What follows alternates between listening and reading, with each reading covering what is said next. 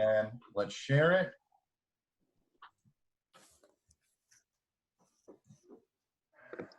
All right, this is the part that's a pain in the ass.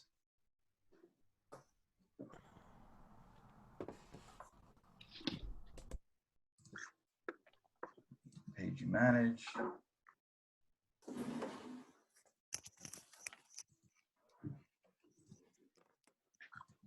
Oh, come on. It's doing it again. Facebook blows. They're probably spying on you right now. What are they spying on? I've never done Facebook. All the information they're going to obtain. Yeah, Right? spying me all they Yeah. want. Jokes on them. My life's boring. We suck. All right, John, I got to know, did you do the shirt from years ago? That one is way before my time. Oh, yeah, okay. Thought so. Yeah, that one was a classic when I arrived. So Oh, wow. Nice. You've been there, what, 2 years now? 3 years? 7. Whoa. Oh, really? That's how old the shirt is? That one's probably closer to 10 to 12. I did this one though. Okay. Nice. That one. I like that one better. Yeah, Yeah. that's awesome. Well, it's funny. I drew that for like a women's tee, just so it wouldn't be like a stock logo. And the thing was, all the guys were more upset. They're like, dude, I'd wear that. So Yeah. Why not? Hey, John, you've made some nice T-shirts, some good designs. oh, thank you. Your Tiki ones, those are good. Oh, the ones I did for Bass Musician Magazine. Those are fun. Those are awesome. Yeah. Still have any left? Those ones, you'd have to check with them because it was kind of one of those, they did one of those print on demand shops. Oh, okay. So you could probably get one. Claypool or Valerie or whatever. Yep. Talk to either of them. They'll probably let you know. And I think last I knew they were moving over to a new shop, and I had worked on they wanted a gargoyle one. So I did like a Cool. side view of a classical bass head stock where, the scroll part, this part here turns into the gargoyle head. Cool. So yeah, we're going to get that one up at some point too. Can you give us a preview? Yeah, I think so. Sweet. Let me see if I can get all fancy. I don't do pen and ink anymore. I went to Procreate on my iPad. Oh, cool. That's a great program. Yeah, I was kind of kicking and screaming until I bought an Apple Pen and then was like, wait, why did I not do this sooner? All right. Oh, that is cool. Wow. I want one. Yeah, That's it turned out nice. really cool. Yeah, that's awesome, dude. John, you're just showing this now. Wait, Oh, no, dude, it's been around for a no, while. Didn't you do the Pete Hilton, Carl Thompson harp? You're the one who Yeah. drew that up, right? Mm-hmm. The one that Rick got tattooed on his leg, and I think Mike was going to get tattooed on it also. Yeah, I actually found the original of that, I think the other day when I was searching through stuff. All right, Joe, where are you? That Hmm? won't work. Oh, I'm on Augusta National, 13 calls, probably. Working on your tab. Yeah. Yeah. So if we He's can in get his this living moving room. so I could finish the round, that'd be great. What's up, Liam? What's up, Chance? How you doing? Brother.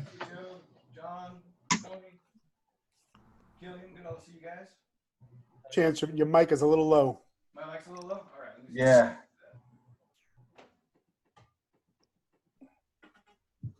Is that better? Yes. Yeah, there you go. All right, cool. Thank you. Great to see everybody. Joe, you look like you're living life like a king out there, man. No, I'm playing golf right now. Yeah. We can change our backgrounds, can't we? Forgot about that. All virtual backgrounds. Oh, that's how that works. I haven't painted my office yet, so just Good decided. found glasses, dude. I kind of like my messy workspace. I'm okay with it, Yep. But where are you in your basement, Me? Tony? Yeah. Yeah, I'm in my basement actually. Yep. Oh, that's awesome. Very cool. No basement here. I'm in my kitchen, just chilling. I'm in my office that I spend all day in. Yeah. Pretty much. You know, I've been inspired to build a studio space with everything going on. So that's what I've been doing. My interface just came today. New interface, new universal audio. Diving into Luna, huge for a DAW. You know, because the latency issue, there's none really on the universal audio and Luna. So really good results. So I've been diving into that. I'm making this place here. And it's funny, is I was actually going to build a commercial space for a complete pre-production in the Boston area, and I just got a call today. Hey, do you want that spot? It's in the prime location. I'm like, of course you're going to offer it to me now, right? You know? Right. You know, I said, call me back May 15th, you know, and then we'll talk more then. Why May 15th? You think we're going to be out of this by May 15th? I think we'll have a better understanding of what's going on by then. You know? Yeah, I agree. Yeah, that I can agree with. Yeah. So Yeah, how- Vegas is really weird right now too. They have no idea when the casinos are going to open, so we're all kind of hanging out, going, "Uh-oh, let's see when we're going to work." Yeah, right. So, yeah. Michigan should know more on Friday.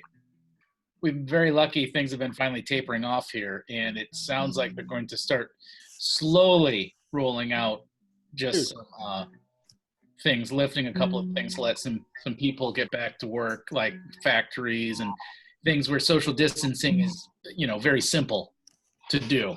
Right. We're still pretty much on good lockdown here in Southern California. We're not getting anywhere. Anytime soon, they're keeping it pretty stringent.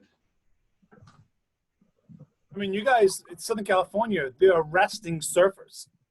Yeah. Yeah, so stupid. They shut down For the beach. social Yeah. distancing in the ocean? Malibu, and then 2 days ago, they arrested the guy in Laguna Beach who was out there for a surf.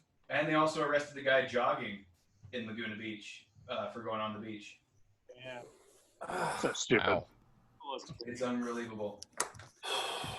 Lame. So, Joe, you've got some order of topics tonight. Let's start around. Let's start with I'm everything. having technical difficulties with my cat.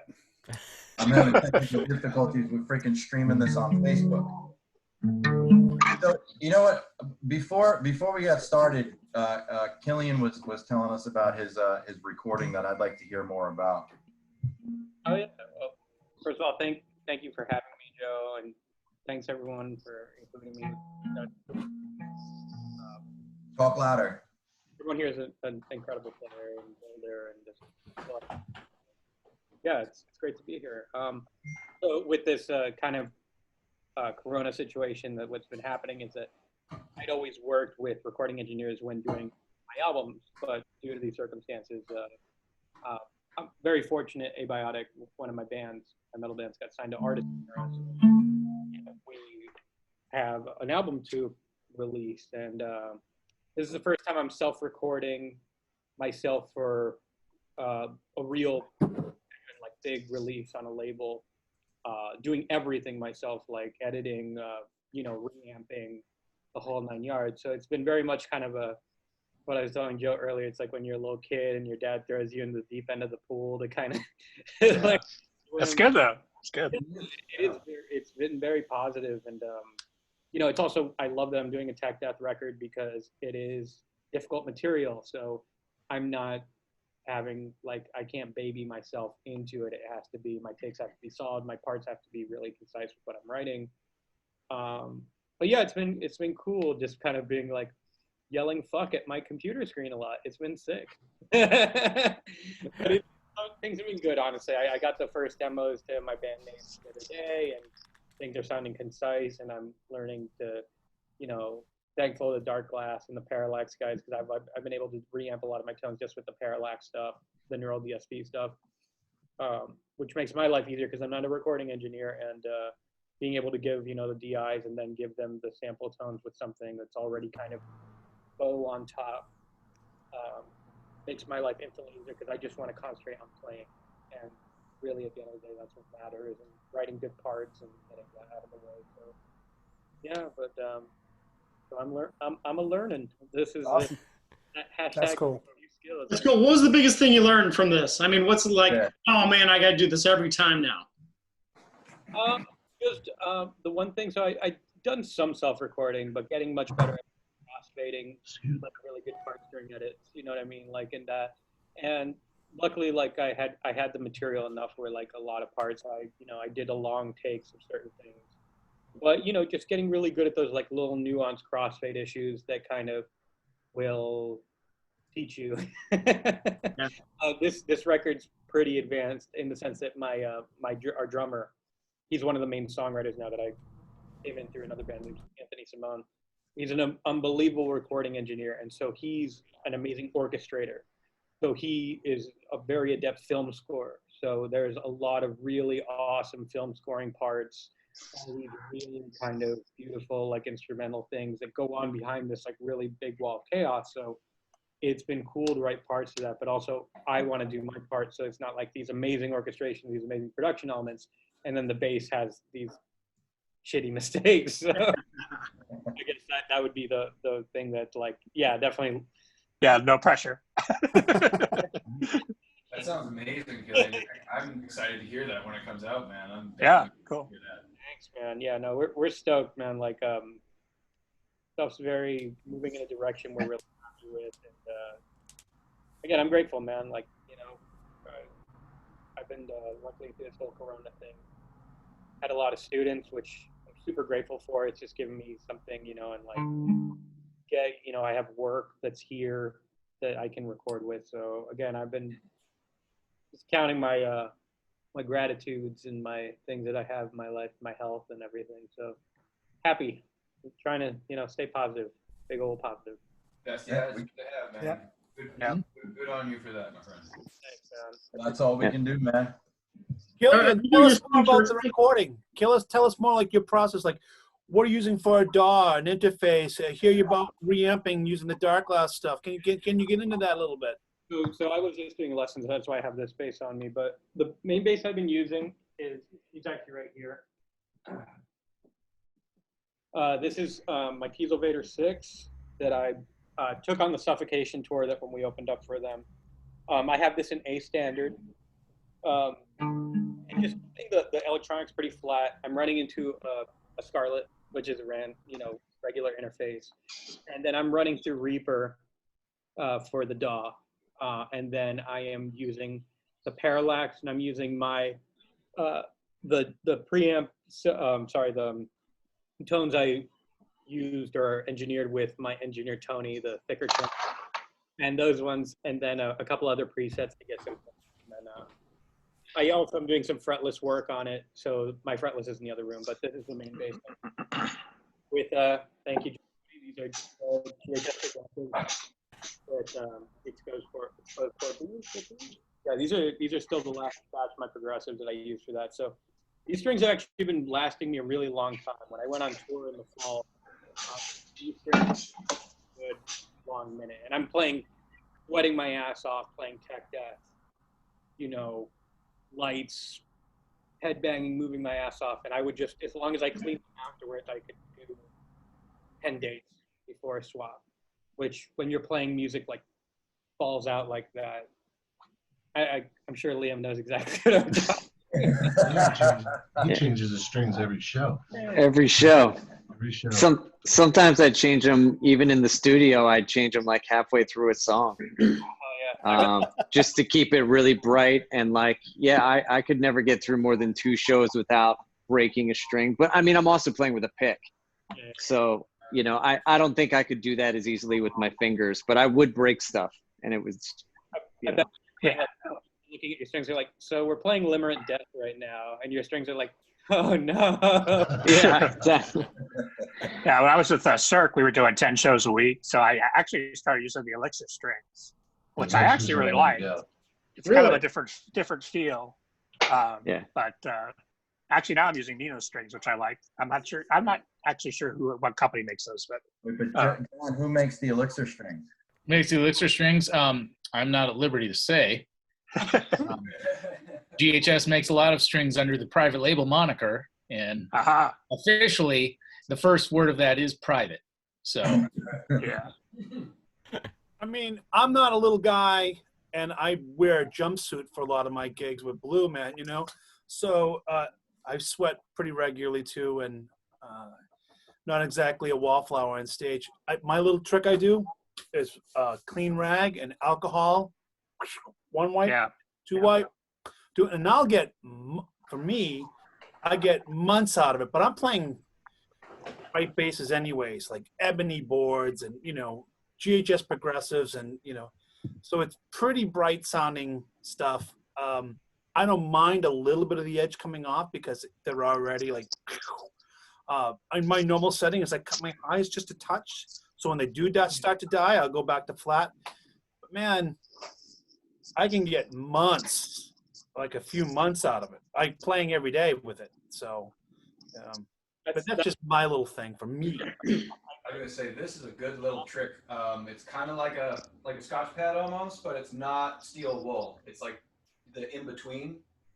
And Scotch Brite, yeah. Kind of, and just like a little couple swipes across the strings. I started with this as like a trick for getting the rosin off of my upright a lot, but then actually using it on bass guitar strings just as a quick way, especially where if I'm like on spots where I'm usually hanging out, there's a little extra finger gunk. It gets it off and also just gives it a nice little brilliance to come back to the strings. That's a really good idea. I never even thought of that. I like that. I like that. I gotta try that. I got a question for the musicians. So how, now that we've all been quarantined for whatever, how long, we're changing kind of the way we play, and we're thinking out how much live playing are we going to be doing, and we're going to be doing more studio work and teaching classes virtually. How has that changed what your needs are for a bass guitar? For me, like I think that what I see, and we've all seen that, is the live stream thing become really predominant. And I think that's actually going to continue, and especially with like the social media stuff that I do.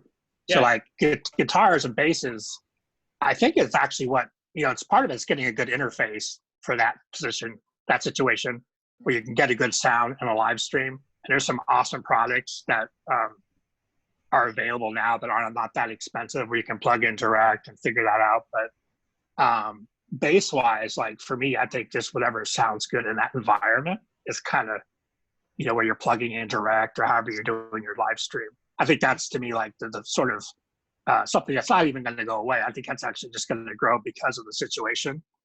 That's going to become even a bigger deal. And then transitioning back into playing live, and who knows how long it's going to take to make that happen, but hopefully soon, but you know, when it's safe. But that's my thought. No, that's good. Good. And do you find you have, like, live stream is different than the basses that you'd use playing live? I think, I mean, for me personally, I think so. Like, you know, I have, for me, I do like, I'll do country, and then I'll do a funk gig, I'll do an R&B gig.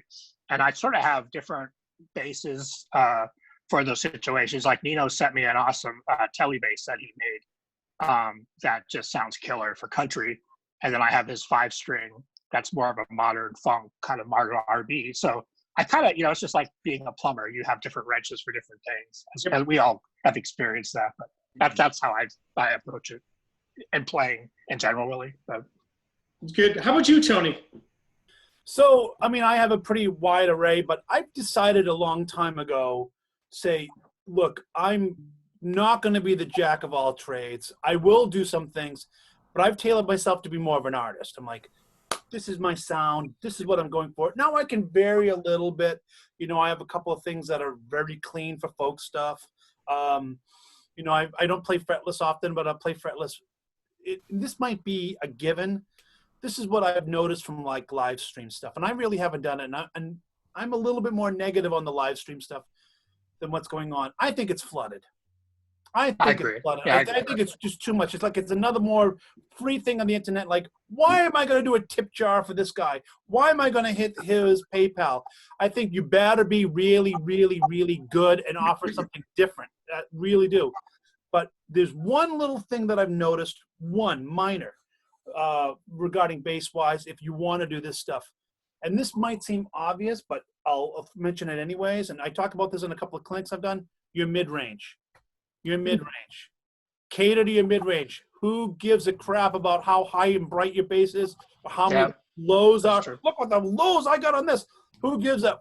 Who cares? You want to cut? We want your mids. You know, give me your mid-range. I would concentrate on more basses that have multi-band, 2-band mid-range. I think that's key. It's like one of the things I do. If I want to go a little bit more traditional, you know, I still get housework for 2 studios in the Boston area. If I want to go a little bit more traditional, I add a little bit more lower mids. I cut my highs. If I use a funky effect like an envelope filter or an overdrive or an octaver, I mean, I've got a huge envelope collection that I love. I add upper mids. Whoop, you know, it's all about the mid-range and cutting through. So if I was to see one thing happen other than this short scale madness that's going on now, I would concentrate on having, if you want to cut through in these little speakers that we're all listening to, multi-band mid-range. But that's just my opinion. I've even actually started using more passive basses. You bring up Tell me about that. when you mentioned the little crappy speakers, because I think a lot of times, especially when we think of like, oh, I've got this killer rack in front of me here. It's like, yeah, but people are going to listen to it on your speakers on your computer. Yeah, their phones. Yeah, but John, Right.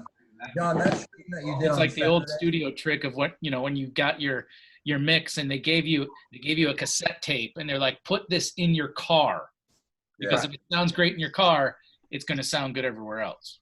Yep. That stream that you did on Saturday sounded excellent. It sounded like you could hear the different nuances from bass to bass that you played.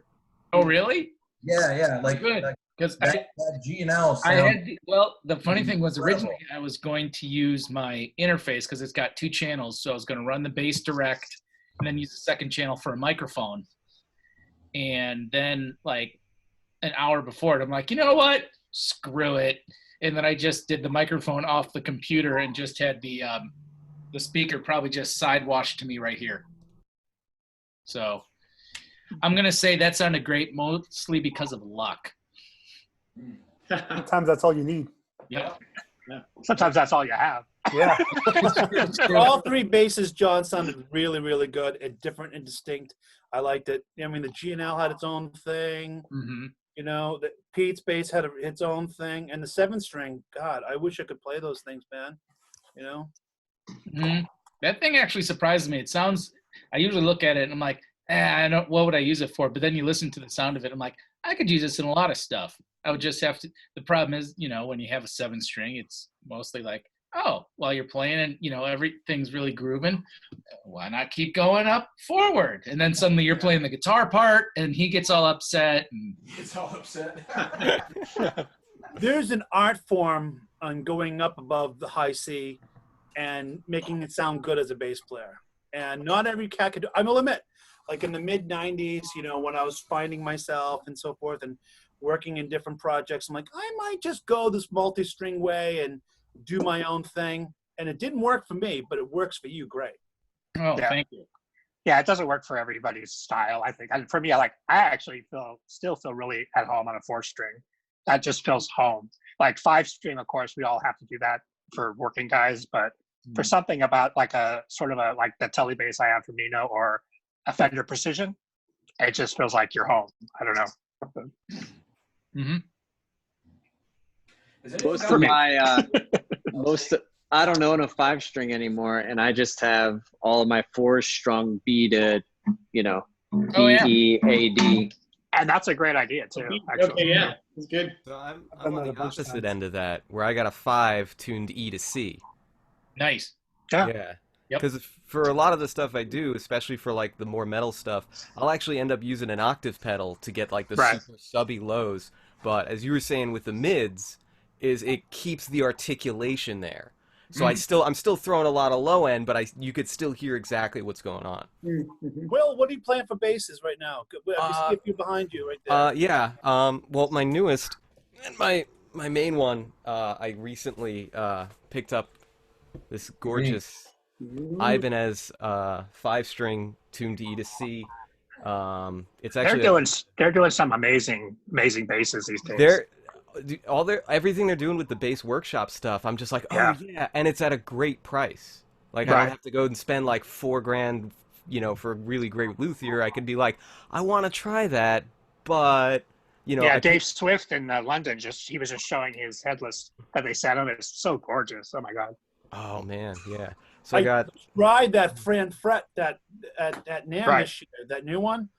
I was shocked how much I liked it. Yeah, at Kerry's booth, I was like, well, this is pretty good, you know. And I think I don't know the retailers. I have no clue. Maybe 15, you know. Yeah, it's reasonable. That's not They're bad. very reasonable. I have a question for you guys. Anyone, speaking of like when we were talking like octave pedal and going lower, has anyone in here actually tried like a set of sub bass guitar strings on like a standard scale 4-string and gotten a good quality beefy tone from that? Yeah, I strung a 4-string with the low F sharp. With a low F sharp? Yep. And like, so like how big does that what gauge are we talking to? Like when we come back It was a 180. playability too. The weird thing is when you get past a certain thing, I want to say it's like a 150 or 160 for me, instead of like the plucking, it's more of your finger rolls. Right. Something that big. Huh. And then I guess How does that work with the nut? Do you have to do I was any about to kind say, of like, does the nut have to be You know, if I did it for an extended period of time, I'd definitely have to do some nut work, you know, and things like that. I didn't. I let it just sit there, so it sat a little higher action-wise. But I think also because the excursion of a string that big, you know, it needs a wider space to go like this. Right. I think it worked a little better. Oh, because it didn't settle fully into the nut. It kind of suspends. So Right. It just sat on top a little bit, but it still was. It wasn't that hard, you know. Maybe in the first or second frets, it was a little harder to push down. But I mean, it was more just getting the feel, making sure what we were making sounded decent. The funny thing was, though, I mean, when you look at it, because, you know, it was sitting like, you know, a 180, a 140, a 110, and then like an 85. The strings looked so big on that little neck. Wow. Like there was almost no space between them. It was comical. Oh yeah, so it's funny. I used your the extended range ones you did. So when I did a recording, so I had to drop tuner on one of them in A flat, but I was able to get a pretty decent F sharp with one of the GHS. Like it was great with 130 actually. It's just I did the drop tuning. The thing is, a bass is a 36-inch scale B, so that helped. But I was surprised with the 131. I was able to get like a nice, good, not floppy. You know, because I was in standard, it was an A flat, drop A flat, and then I dropped it for that one section. I tuned it down, recorded with it, and I was really happy. And I was able to do it with the 131. Like it's, yeah. So props up, thanks, man. I'm curious to try those. I haven't didn't know anything about them. I mean, a lot depends on your technique too. Like, if you play like an ape, you know, that's good. You're gonna have a hard time with that. I could never play those strings like that. They'd be buzzing all over for me. You know, I have to have a little bit more of a medium tension and a slightly lighter gauge. You know? That real thick stuff. If you're that's difficult, you know. But John, you have great right-hand control, so.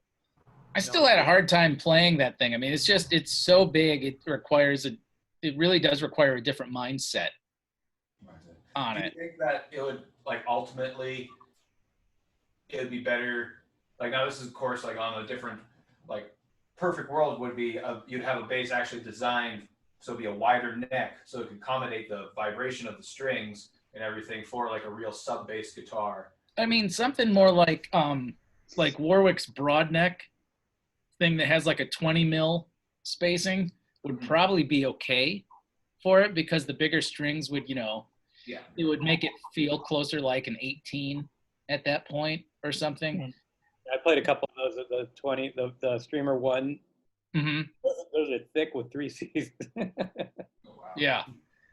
But I mean, something like that, a little wider spacing would work. Yeah, on a regular 4, it was just more like Gerald Veasley string spacing on his stuff. Because what's his Ibanez? Is it like a 15.5? Oh, wow. Very narrow, yeah. Or something? It's very small. I played Gerald's bass. I think it's 16. 16. Okay, yeah, I knew it was something like that. 16. It's either 15.5 or 15. Wow. That's And then real you got, tight. and then you got Les Claypool. His 78 or 77 maple Carl Thompson 6-string is 14 millimeters. 14 millimeters. Wow. I always assumed, so you're enlightening me a little bit. I always thought that one was kind of like a super baritone guitar in a sense, because like the string spacing was so narrow. I'm like, that must be like one of those, like, it's essentially like a long scale baritone guitar, but then it's just that he asked for the string spacing that narrow. No, that bass was already made. That bass was already made. Yeah. Like if you ever went to Carl's shop, like Carl's got like bass bodies, random bass bodies all over the place. Yeah.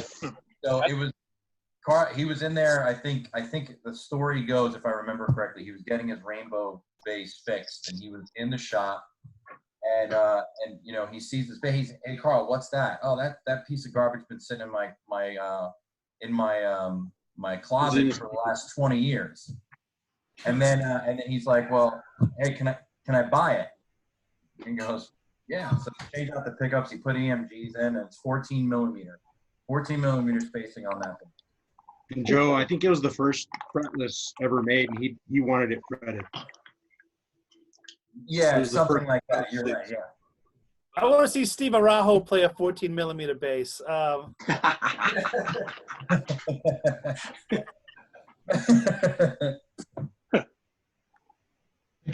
have a tough enough time just playing bass. Yeah, right. So there you go. I'm using I apologize. My Wi-Fi took a big shit on me, and I am using my phone. So I'm using Zoom on my phone. So hopefully it's okay. But good to see everybody. Hope everybody's doing well out there. We are, thankfully. Knock on Steve, wood. good to see you. Yeah, good to see you guys too. So one thing, I just had a lot of thoughts in listening here, where I know the live stream thing is, you know, getting, I don't know, it's saturated, but we have to remember at the same time, the people that are tuning in and watching are usually those people that are going out on Fridays and Saturday nights to see live. Exactly. bands. Yeah. And so I agree. It's kind of like, oh, really? But if I was a person, and like all of us, this is what we do for a living. We play, and being home is nice. We don't, you know, I mean, going out to see a concert is great, but you know, for me personally, I love being home and chilling out and not having to work on a weekend. It's nice, you know? So I think that having something for people to see is kind of cool, but the quality has to be there. I think it's getting better. Obviously, bandwidth for Wi-Fi is different all over, so that plays a thing on just sound quality. But I think this is forcing people to really, I don't know, really search out, okay, how do I make my stuff sound and look better and translate it via the internet, which I think is a good thing, because there's a lot of stuff out there that we all listen to and go, oh, man, it just doesn't sound good. And unfortunately, any camera, you know, and there's no point doing it in a way. Yeah, you know? yeah. So I think this is kind of forcing people to look at it and get better and sound better. And a lot of the times, camera mics, computer mics, I mean, SPLs is what kills it. So for bass, we literally annihilate any input from shitty camera mics. So it's kind of nice to get something like, I use Apogee mic is great. It's got a little dial where you can dial in the gain or whatever, blue. And so I don't know. I think it's getting better and better, and hopefully it will get better. So now, that's Steve, all I gotta say. Is there like a software for streaming too that you would recommend, or people? Because I know there's like just running off of like a computer or phone camera can cause some issues, but I think I'm a dinosaur when it comes to like tech on streaming stuff. I'm learning, and I think like Twitch uses or something like that uses an actual software that streams. I'm not sure. I'm not sure. I think there was a thing called Jam Kazam that somebody, but then that just depends on your bandwidth and your Wi-Fi at home. So Right. I mean, there's no way that you're going to be able to jam live if somebody has crappy internet. I mean, you're going to have latency and all that, but I think it's getting better, and hopefully this will force it to get better. But yeah, Chance, I don't know off the top of my head. I know there's some people trying some stuff, but I think can speak on this a little bit. Oh, I know. Yeah, go ahead. Yeah. There are some software developers. Actually, one of them, a guitar player that I worked with, like, I won't say how many years ago, but a long time ago, right? And they're working on it's a latency thing that they're working with, like Yeah. using some sort of stored memory and RAM to be able to bypass them, well beyond my head. But he gave me a high level explanation of how they're storing memory to eat up and deal with the latency issues, so people are able to play easier from remote locations. I think it's in beta right now, so Okay. I just got like the little email. I had a little talk about it. This is literally like a week ago, but I didn't say too much because I'm like, let me see the final product, then I'll chew on it, you know? Yeah, that's the thing. You sort of have to try it and see how it works for you and what you're trying to do. And I did a live from Finland for with Shure. We have the Shure video kits I've been working with. And we were in the middle of the Finnish forest, but my production guy has a satellite uplink. Whoa. So Nice. literally, like, the guys from Shure, after we did it was from the Finnish forest next to a lake with the girl playing piano and singing. And the guy from Shure messages me, my rep, and he's like, how the hell did you get such a good live stream? And I'm like, well, it had a lot to do with this really expensive satellite uplink. Yeah. It pays to know people. Well, I know. I'm It's actually getting live better. streaming on. I'm sorry. Go ahead. Oh, go ahead. Sorry. I'm actually live streaming on Twitch right now. And I just have Zoom open up on the one side, and there's a program called OBS. It does have, I guess there's like a 2 or 3 second delay, but it's built in on purpose. I know for like, there are, since this stuff has happened, there's a lot of like bands and like people are getting on Twitch and they're like playing together and like syncing stuff up, and it's working out pretty good. I need to check out Twitch. Yeah, you guys are on it right now. Say hi. What's up, Twitch? Yeah. Can you send me the link so I can share the link to Twitch? Share the link with me. It's Hamhands McGrizzle at twitch.tv. All right. Awesome. Thanks for sharing that, because I feel like a dinosaur with Twitch. I'm like, don't gamers use this? My daughters might, you know. The OBS program is it's separate, but you link it to your Twitch account, and it's how you run. Like if I'm playing a video game, it's usually like 2 seconds behind, 2 or 3 seconds behind. So if like people are commenting in the chat and stuff, I usually see it a couple seconds later. Is it Mac and PC? Mac and PC, yeah. I'm on PC. Nice. Okay, cool. But you can get it for Mac. I think that's great. a new feature too. Wow, fantastic, man. Nice. Yep. Thanks. Yeah, and there's like, if I'm not computer savvy at all, like I have my friend comes in and does everything. Like if something goes bad, I'm like, oh shit, you know, like making phone calls. But and usually you just got to reboot it and it's fine. But cool. You're on Twitch now, so how's your experience like been using like that platform for music particularly? Well, I don't use it for music. I use it for playing video games. I play music in the background, like off of iTunes or Spotify. But you think they've probably solved a lot of issues, because video games, the latency thing would be a huge deal, right? Yeah, so true. Like, Totally. they've managed to probably solve a lot of issues. The technology it's ridiculous. And like if you go out and buy like a PC that you think is the best and like get all the top notch stuff, by next week it'll be outdated. Like it's just that's true. That's really true. So what do you guys think? Do you think streaming is going to be the new performances and all the performances are going to be there? Do you think there's a way to monetize it? It's so tricky. But I think, like Paul said, because there's so many, you've got to figure out a way to bring an added value to your performance. Like what, with everybody doing a Twitch thing or you know, some sort of live streaming thing, I mean, having, you know, a tip jar and stuff, why would you go watch them over somebody else? One thing I can give you guys some advice, and some people probably already know this, but if you go live, type in a comment, like in other words, type in your tip jar, post that comment, and then you can actually tap it again and pin that to the top of your feed for comments. Because what happens is when people, they announce they're going live, they put their tip jar on that, but then it doesn't get seen again while you're live. And that will sit on the top of your comments. So I've been telling a lot of people about that. That really helps drive tips. I know people that are making cool. really good money doing that, and a lot of the whole tipping thing has a whole lot to do with how many followers you have on your page. You know, if you have 40,000 fans, and subscribers. If you have 40,000 fans that follow you, you're obviously much more likely to be able to make money. That's sort of an obvious thing, but that adding that little comment where it sits there, that makes a huge difference. So just something to throw out there. No, that was cool. That was great. Yeah, I think I'm gonna go ahead and say nothing beats a live show though. Well, yeah. Oh yeah. I mean, that's, you can stream stuff all day long, but the feel and the vibes from being at a show, you just can't beat that. Like, and I can't disagree. I mean, especially for bass guitar, think about it. You feel the bass, and you can't yeah. really feel the bass through live streaming. So Through it's headphones. It's Yeah. right. But can you imagine the days of the big concerts are, I don't want to say they're gone, but they're a little bit further off than I can think of right now. I think they'll be back.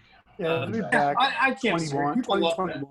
They'll be back with like a strong vengeance. I think people are going to be just so hungry to consume real artist like entertainment again, like seeing the artist right there in front of you, you know, being able to interact with them and feed off that actual vibe and energy. Like, I think maybe this is kind of the thing, kind of almost, don't want to say it needed to happen because it's terrible, but I mean, like, it's going to show people a lot more appreciation for the artist being right in front of you, because the streaming thing has been taken off for a long time, but it's also kind of made things, you know, so inanimate and cold between artists and people that you want to try and provide the art for. I honestly feel like there's going to be a huge explosion, just like after World War II, as an example. There was a huge explosion of live entertainment because the people have been pinned up, that energy has been pinned up for so long, sitting at home. So it's going to be a while till they sort all the vaccine. I gotta be honest with you. I don't want to watch anything online, man. I mean, you know, I don't really care. I had this conversation with oh man, what's that cat from the basis.net? Jamie Lewis, right? Mm-hmm. Like, oh, it's just another free commodity. I'm looking at the monkey who puts his finger up the butt. Oh, I'm looking at, you know, this cat video. Oh, look, there's a live stream from this guy. Oh, and then there's another cat video. Like, I don't really give a shit. I don't know. But I'll tell you what, when you're playing live, even if you're moderately good, they're looking at that fucking stage. Right? You know, and I don't know about you guys, but like when I'm not working, the last thing I want to do, listen and watch any kind of music. You go away, right? Seriously. I'm very much like that too, actually.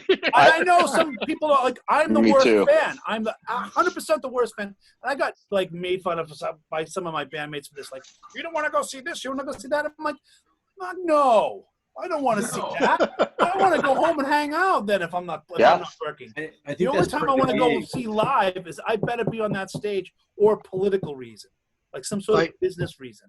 So when I'm home, part of it too is when you're like, if you're doing Blue Man or like I did, you know, the Cirque thing for a bunch of years. And like when you're playing 5 nights a week, you want to give your ears a rest.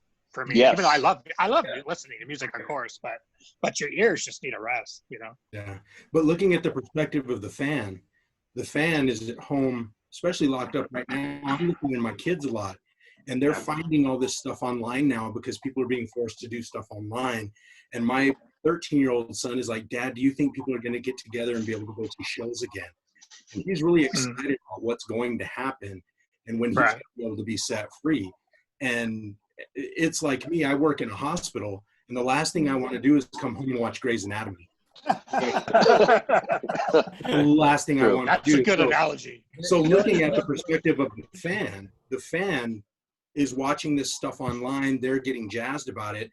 And then whenever it opens back up, now they probably have a connection with the artist because they've been able to talk to people online. I've talked to a lot of you guys online. That's how I met Joe. And so whenever I get to meet these people or get to see them live, there's that extra connection now. Because now I have a lot of time to talk to people and really communicate, you know, so it's kind of neat on that end of it. And I think it's going to come back around when things start to open back up.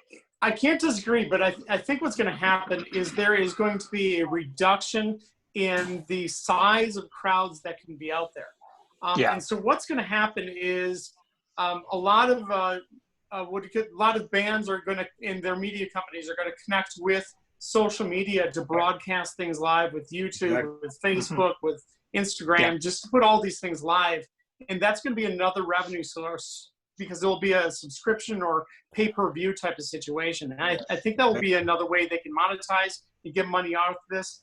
At the same time, have smaller venues, not have to pay for these huge stadiums, which literally cost millions and millions of dollars just for a band to play there one night. Well, I think what it does, and I think something for better or for worse, like Facebook and social media has democratized the music industry. Again, like it's for better or for worse. So bands, like one thing that's happened for me is, I'm sure it's happened to all of us. I've been on shows, I'd be in Chicago and a guy will walk up to me I've never met in person saying, "Hey man, I met you, I'm on your Facebook friends." And like, for me, like, I dig that. It's fun to actually interact with people on that level.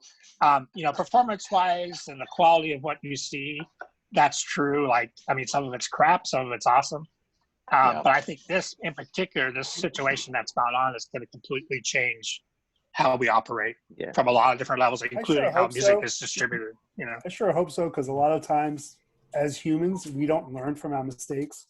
And after time, what's going to happen is we're just going to fall into the same pattern again. I don't think you're going to put I think eventually the shows are going to come back. The big shows are going to come back. Yeah. There'll be a lot of fear at the beginning. Yeah. Oh, yeah. At the beginning, there'll be a lot of fear. And big shows will come back because, like, let's say a band like Metallica, are they going to play a small venue? Unless they're getting paid. Unless they're getting paid, they're going to do it. And there's people that will. Right. Yeah. Well, to go back to Devin's point about saying, well, crowds are going to get smaller. What about sporting events? Yeah. I mean, what's your average baseball team do? Like, how many games do they do a year? Like 162. Yeah. Well, I mean, it's more than any other sport. And aren't they going to do like a whole possible like empty stadiums and just broadcast the sporting events? Is that like a thing that they're talking about that? They were doing that with like the WWE or something. They were doing that with MMA. The last one of the last ones they did like the Ultimate Fighter, where they just had a couple of teams and everybody tested, and so who knows, man? Yeah, it's the Wild West. We're not going to know until we get there, right? I mean, hopefully it will open up some new opportunities. People will learn some stuff, and there will be I don't know. I hope it just opens up some opportunities to. Right. Yeah. That's I don't know. That's all we can hope for, right? Yeah. Hopefully we get out of it, and then we more live streaming, more live shows. I don't know. Open up our opportunities, have people learn some stuff, and just be thankful for what we have, because this has been pretty shitty. I think it's going to impact to commercial real estate right now. They are not. Companies are thinking about going totally virtual. Mm-hmm. Everybody working from home. And that's going to kill commercial real estate. And the big stadiums are no different. I mean, they have to get a certain number of people in there to break even. If they don't get that break even, game over for them. So I'm concerned about what could happen with those big stadiums and, what it's going to take to get into one of those. Right. And what people are willing to put up. I think it's going to keep going. People are going to go see insert sports team here, boom, they're going to go. They're going to go. People are going to go. I don't think it's going to end. It will reinvent. And if you're going to do a live stream, and let's say when everything gets done, have a nice front of the house, send out a nice stereo mix, get out, do a sound check beforehand where everything's nice and balanced, and then send that go. You know what I mean? Right. I mean, some of the things I'm hearing right now, I'm like, what are you doing? Well, a lot of people have no clue how to actually set that up. That's part of it. It'll be interesting to see how this affects products, because I know that computer gamers have special computers, they have special chairs, special earphones, special microphones. If the same thing happens for the live stream market to optimize that experience, and I think I could see that happening as well. Yeah, that's stuff that actually a lot of companies are working on right now. The interface. I just talked to a company last night. Actually, they just came up with a really cool interface that goes directly into iPhone, iPad. It's real easy to use. It's simple. And it's cheap. So there's iRig has a great one that they have I can't remember the name of it. That's just a single, and this the company I talked to last night has it's two ins. You can come out of a mixer into that. There's a lot of ways to do it. A lot of people just don't know how to do it. So that's a process. It's a little painful. Yeah, a growing process, right? But I think Tony is right. I can't imagine going to a Blue Man Group in a small venue. Yeah.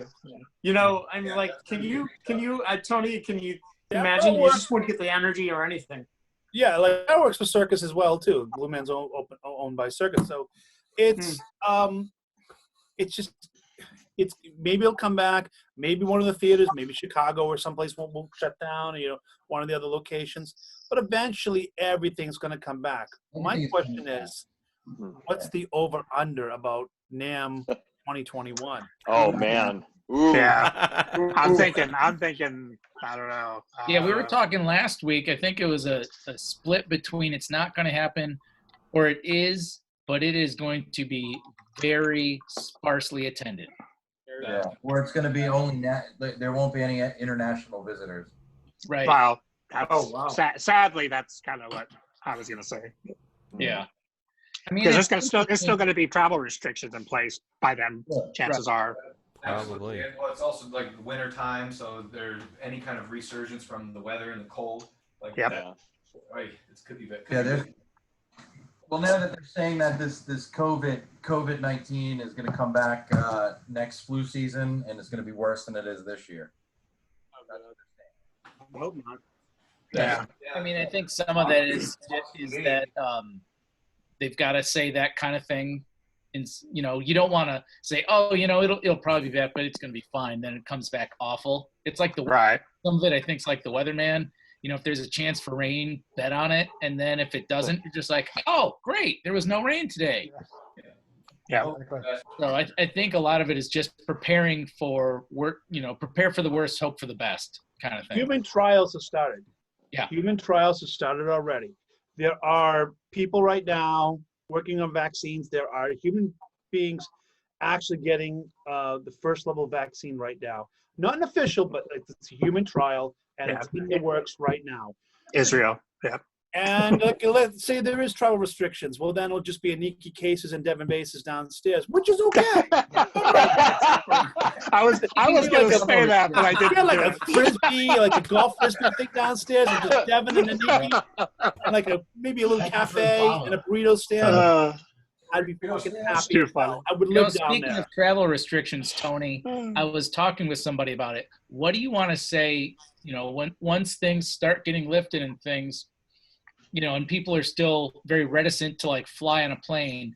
What do you think that the oil prices are going to skyrocket because the old school road trip is going to come back for the summer because people have to go somewhere and, you know, they'd be like, I'm not going to go visit my family in North Carolina on a plane, but shoot, I'll throw everybody in the back of the van. Let's do it.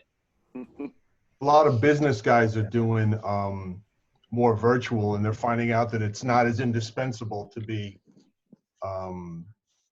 at the place. I have friends that are like doing the virtual stuff, and the companies are like, you know, we could do this forever and not have you go out to wherever. So I think a lot of that's going to go away. Yeah, it's cheaper, right? They don't have to pay people to fly. Yeah. I think the thing that's going to be the problem with NAMM, which is just because it's some of the people who have been going to NAMM for a while.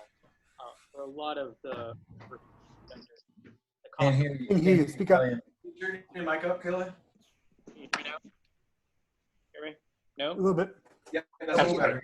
Very low. Oh, sorry about that. What I was going to say is that there we go. These vendors, the cost per booth is so expensive to begin with that it's going to be a real issue for them to come this year. So I would be betting that for NAMM at least, it's going to be a no-go for most of it, if I had to guess. Yeah, it's just so expensive to begin with, right? Yeah. Mm-hmm. Yeah, we NAMM haven't is even going to morph into anything. I mean, it's Comic-Con for musicians now. Really, that's what it is. True. You know, let's put on a clown hat and run around and wear a robot costume. You know what I mean? Like, that's what it is. That's true. Tell me I'm wrong. Like, So, but like, okay, that's fine. It developed into a circus, more of one, because we have the internet now. I hate to say this because I love it and I see friends. We don't need NAMM. We don't need NAMM. We really don't. And a lot of like Michael L. hasn't been there in a few years, right? You know, they were going just for their international distributor, Asian distributor. But like now, like you don't need it. So it's going to morph into more of a circus. Okay. That's what it is. Let's prepare for that. Let's make it more whatever it's going to be. You know, maybe partially open up more to the public. I mean, let's face it, 50% of the people walking the aisles don't deserve to be there, shouldn't be there. So based on what NAMM is. So let them all go and let's just make it more of a circus than what it is and more of an entertainment factor. Yeah, more live performances or whatever. Yeah. And then we'll run with it from there. Yeah, you can just buy tickets now, right? You don't have to I think Sunday. you don't have you can just it may not be for all the days, but I remember seeing it somewhere that you could just like buy a ticket like any other event. Sunday you can go if Sunday you can just go. Anyone can go. Because I know Friday and Saturday it gets like insane. I mean, for me, like I always thought, if you want to talk to anybody, you have to go Thursday or Friday because the weekend you really can't. I mean, when you talk about like hygiene, like those bases that are sitting there have been played by everybody in the freaking world who just went to the bathroom, picked their ass, and picked their nose. I mean, God bless them. But I'm just saying, like, I see that, like, I don't want to fucking touch that base. I mean, even if it's a gorgeous base, I'm like, come on. You know, after By the way, there's thanks for no stopping base by my they want to booth. try. I don't want to try, really. Maybe a ding wall that's kind of cool. Ooh, Devin's stuff. I love you, Devin. Devin's probably like one of the best bolt-on guys right now. Like, you know, I don't really throw this Asian import that looks like a Fender. Like, I'm sure. Great. So, I have a question. Froze. Tony's stuck. Tony died. The Tony NAMM died. gods is out killing him. Yeah. The Pay NAMM your police. cable bill, Tony. Pay your damn cable bill. Turn down or the NAMM police are going to show up at your house. This is why Tony can't have nice things. He's in the bottom of the river. There he now. goes. Hey, He froze there for a minute. Oh, he froze again. And he froze again. Him and his I wireless connection. I have a question. I have a question for Liam, so we can get away from this like doom and gloom about the industry. Liam, I'm curious, what have you been up to since the end of Dilinger?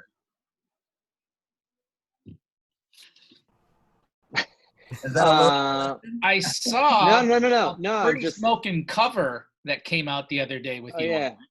That was one thing working backwards. Now I'm just trying to think of how to condense, you know, almost what I guess like 2.5 years into like a simple question or a simple answer. I mean, the main, you know, if I'm giving like a sort of shill answer, that cover just came out. There was a Devin Townsend collab that came out because I'm sure that tour that I was asked to do is most likely not happening.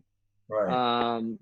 My main focus has been on a band called Azusa, which just put out a record like the 10th, second record. And then, I don't know, just kind of detoxing, working in a metal foundry. I work in a sculpture foundry. So I like weld cool. bronze statues together. Nice. I like being dad and hanging out in my garden. I don't know. I mean, I still play a lot, but I'm trying to branch out a little bit and not be, you know, so tunnel vision about it. Yeah. Man, if there's anyone in the world that deserves that, it's you guys. You guys, I tell everyone, I go like, no one went for the gold ring or went as hard as pain as you guys. Thank you. I mean, we had a lot of people that, you know, made that path clearer for us. But yeah, I mean, we smelled blood in the water always. And it's nice to not have to be like that. You know, it's nice in that gear all the time, right? Yeah, it's like it was amusing, and it got Dillinger to where it was, but it was also pretty toxic. You know, we were all really hard on each other, and you know, if it wasn't about our playing, it was like you were lazy on stage tonight. You're like, oh, like, yeah, I can't win. You know, like I played so well. I was just having fun playing. Yeah, but you stood there. I'm like, that was, you were talking about doing other stuff, and that's when I was in Tokyo with Cirque. You're doing that 5-day-a-week thing. Like I wanted to just do something that had nothing to do with music. That's when I started picking up photography, which also kind of works with music, but it was such a nice outlet and still is that I could just put the music thing away and just go shoot pictures downtown or whatever. Yeah, I mean, because, and maybe this is getting a little woo, but like you get to a point where I'm not, I'm still learning things every time I pick up my bass, but I end up bringing more to my bass when I go out and like collect more in my day. Right. It has to do with that. Like I need to go take a walk and like soak in that city. And I feel like the show I'll give them will be better because I kind of experienced a little bit of the life that they're living. Yeah, you're living a full life.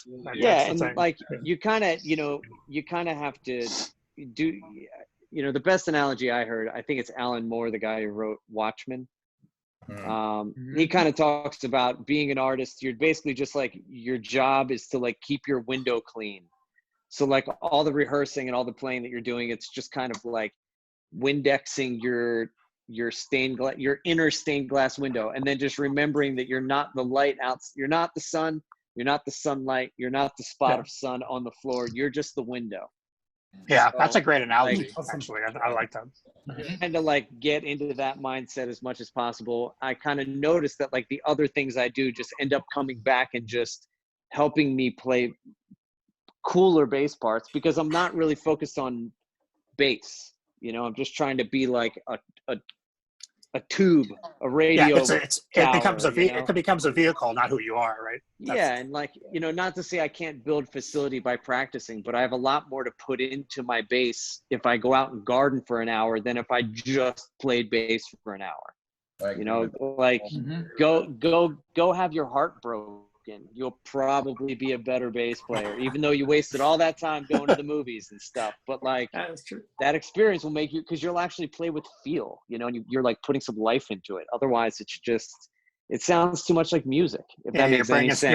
You're bringing some grit into your playing. Yeah, life experience. Sure, I'd rather, I don't know. I'd rather work on being a good human than simply like the best musician. I don't know. That's awesome. An avenue to bring it in, but also I think pain too. You feel like some sort of pain, man. Physical, mental, whatever. Maybe channel it. Yeah, I mean, I think definitely. Sorry. Oh, I was simply going to say, just making a joke, like, yeah, I hate my dad. Like everybody's got, everybody at least probably had what they consider a weird childhood, if not, because being a kid is weird as shit. It's so weird. Well, that's what I was going to say, because music actually, for me, like my home family thing was a total mess, and music actually saved me. I was on tour with drum corps when I was 15, traveling around the United States. And that totally like taught me how to show up on time, taught me the stuff that a regular dad would teach you, but wasn't there. So I mean, like that totally saved my ass as an adult. Yeah. Yeah. I concur. To get all personal, but I'm just saying. No. It's kind of like the same mantra where it's good to walk away from music for a week or 2 weeks and just not pick up anything and have nothing to do with it. Because I've been noticing something like with my friends, like I've started to transition with friends on like say Instagram and I watch their feeds or I look at their live videos, and any one of them that aren't musicians, they have music pumping in the background, and all the musicians that I follow never have music in the background. That's funny. That's true. When I'm working, I don't play music, nothing. I listen to podcasts. I'm books, lectures. Because we listen to weirdos music that like differently than mortals. Yeah. We listen to it, we tear it apart, we analyze Yeah. it. It's not just. I had a professor in college. I'll never forget. I went to a concert and it was a panel discussion afterward, and it was pretty avant-garde stuff. And he says, "This is not music to wash the dishes by." Right. He was like, this is music active listening. All of us listen to music actively, whether it's, in the mall or in our house. Yeah. Right. It's active. It's never in the background. Yeah. That's Because why I can't. Sorry, go ahead. no, I was just going to say, because as musicians, and I'm not saying it's a sometimes it's a bug, sometimes it's a feature, but we've all got ego. So either we're listening to it and we're saying they suck or they're awesome, or we're listening to it and we're saying I suck or I'm awesome, Right. but there's always like some layer of that to listening That's to music, interesting. or like, Yeah. I could make this, or why didn't I make this? Or, you're kind of always, you can't help but insert yourself Or into it somewhere. she's singing sharp, she's singing flat. Sure, yeah. I can't believe people buy this, and Right. whatever it is, but you just can't help but like, critique it, and you go out into the woods and you don't do that to trees. You're not like, oh, look at that poplar, it's so much better than that oak. You're just like, cool, trees, man. Time. I do that all the You're time. either throwing the punches or you're getting the punches. Goddamn That's it. sycamore. So like, it's hard to listen to music and not be like, it takes energy. The more you're into music, like you're saying, Oh, you yeah. you get fatigued from trying to have that dialogue in your head at all times. Steve, what are you doing? What are you doing now? Sorry. At Christmas time at Steve's house? He's like, that's it. I'm leaving. You can't. You're No, home. I got my Wi-Fi router modem, so that's a good thing because like I said, I Show have no and tell, Wi-Fi. Steve. It's show and tell. Come on. No, it's just stupid. It's stupid AT&T. Just dumb. I like the when we're talking about how is this going to change everything, and I definitely think it's going to be a lot of like both end. People are gonna rush to shows, but there's also going to be bands that only play on a live stream, and they That's might true. be some of your favorite bands. So Steve with his box, it just reminded me of how like, whoever thought that unboxing would be like a YouTube thing. So My kids video on YouTube up. is It's gonna- unboxing. Yeah, it's gonna Unboxing. just That's like, hysterical. so that whatever the equivalent of that for music, like we're gonna see it. It's gonna be, like I said, there's gonna be certain bands or certain musicians that you're only ever gonna see them play together on a live stream, and it's gonna be the coolest thing ever when they figure it out. Well, you have Right. you have a daughter? Yeah, I have a How 5-year-old, old is she? 5.5. All right. Has she started watching the toy unboxing videos on YouTube yet? No, she she knows TV exists, but we try to limit it quite a bit. So like YouTube is a whole other world that we've kept her mostly in the dark about. My daughter at 2, because she has an older sister, at 2 she figured out YouTube, and she's been watching, like right now she's probably downstairs watching toy unboxing videos where Friends kids watch that too. Little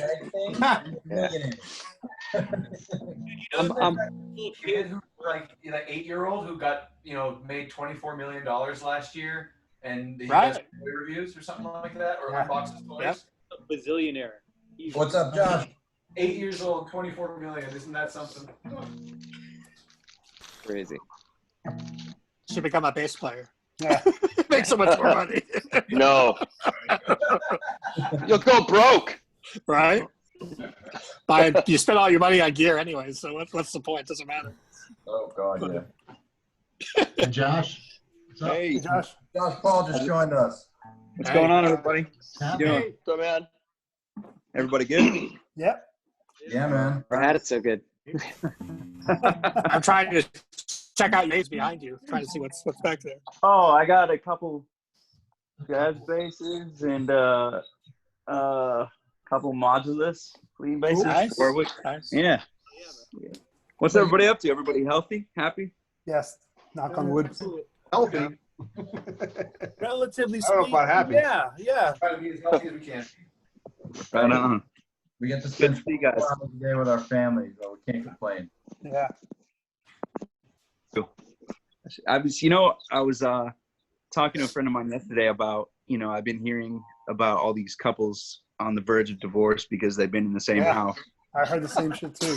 I heard my cousin works in a hotel, and a guy went to the hotel because he was sick of his fiance, so he had to get a room for a couple of days because they were like, dude, you're not even married yet. You need to split up.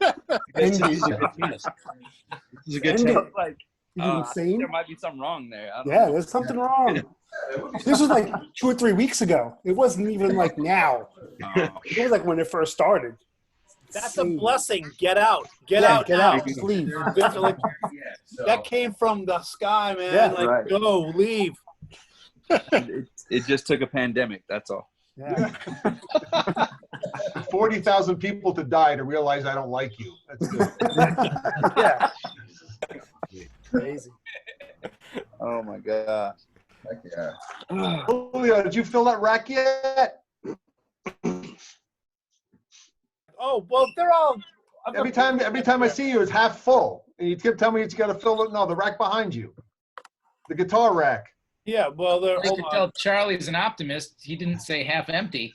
They're all in cases everywhere. I don't know. I can't. I got more bases than I've owned in my lifetime. We're working on that, Charlie. Charlie, I'm in the I'm in the teens. I'm in somewhere in the teens. 2. 3. That's not bad. If I have any I left, don't really know how many I have.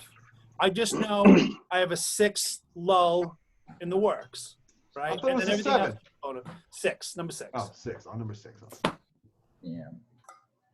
So I want to know what's in Devin's hands because I saw pictures of that on Facebook. Oh yeah, I saw that one being What's going on?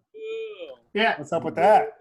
You know, it's a part space. Every now and then I get like, Ooh, I like that. and I'll just put together some part spaces. Cool. And just so I tried it with a telly, and boy, is it different. That's pretty. Just I as like far it. as it has the Nordstrand 51P. Mm-hmm. It's really good tone. I was surprised. I didn't know I'd actually like this bass. Yeah, I make the bass a couple things with that. Yeah, it was fun. It was a lot of fun building Is it. that making you moist, Nino? What was that? Is that making you moist? You love Of those. course it is. I've been moist this whole hour. I'm ready. Hey Nino, what are you building these days? Right now, that bass. it's pretty much on hold. The 4-string. I just got everything's pretty much on hold. I got a few orders from a Japanese dealer that's in the works, just waiting for stuff to come in, and I'm just kind of waiting. I got a bunch of stuff in stock that I'm not even interested in selling right now because shipping is just so erratic. There's stuff's getting lost. There's tracking numbers aren't connecting to anything. Yeah. Right now, I'm just happy holding on to everything I got.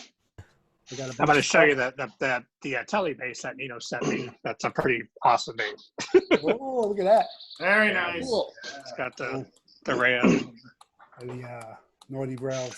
Yeah, killer sounding killer deck. So I'm just thankful that my wife is working from home, and I can't complain. We pretty much sit at the kitchen table all day long because she's working and I'm watching TV and just bugging her, and kids are around punching us. My son wants to do jujitsu. He wants to kick my ass every fucking day. No, please stop. You gotta send him to Joe's house. Send him to Joe. Exactly. I'm ready to. I told him as soon as this crap is done, I'm going out to Staten Island to train with him. It's wait. It's been good. It's been great. Even though I'm not really building anything, I'm just sitting with my wife and playing a lot of Call of Duty. I'm happy that we're all healthy. I've got a bass coming tomorrow, actually. Could be worse. Just for giggles, I got something coming tomorrow. So what do you got? What are you I getting? hope it gets delivered. You could unbox. You got to do an unboxing video. I have the ugliest, crappiest thing in the world coming tomorrow. What is it? Steve and John have already been making fun of me. I understand why you did it, and I dig it. What is But it? yeah, hold on a second. I'll grab the picture. Yeah. Uh-oh. Tony, You guys can all make fun of me. Killian, I see you right there laughing right now. but I want to play it because I'm the only one with You can come over and play it. You can play. By the way, for those of you who know, I live so like I could drive to him and be at his house. Yeah, Killian's like 3 miles from me or something, Nice. you know? So I'm gonna play whatever he shows there. I'm gonna make sure I get to. Dude, well, John brings up. You know what's funny is I sent them the picture and John's gonna bring it up, right? Yeah, we're all waiting for John. I've got to sift through all of Steve's mountain biking pictures. That he It's the last thing you would ever expect me to play, pretty much. Damn. A guitar. A banjo. All right, this is it. Oh, This there it is. All right. All right, show this ugly thing, will you? Here's the screen. Oh yeah. Oh, BC Rich? Yes, sir.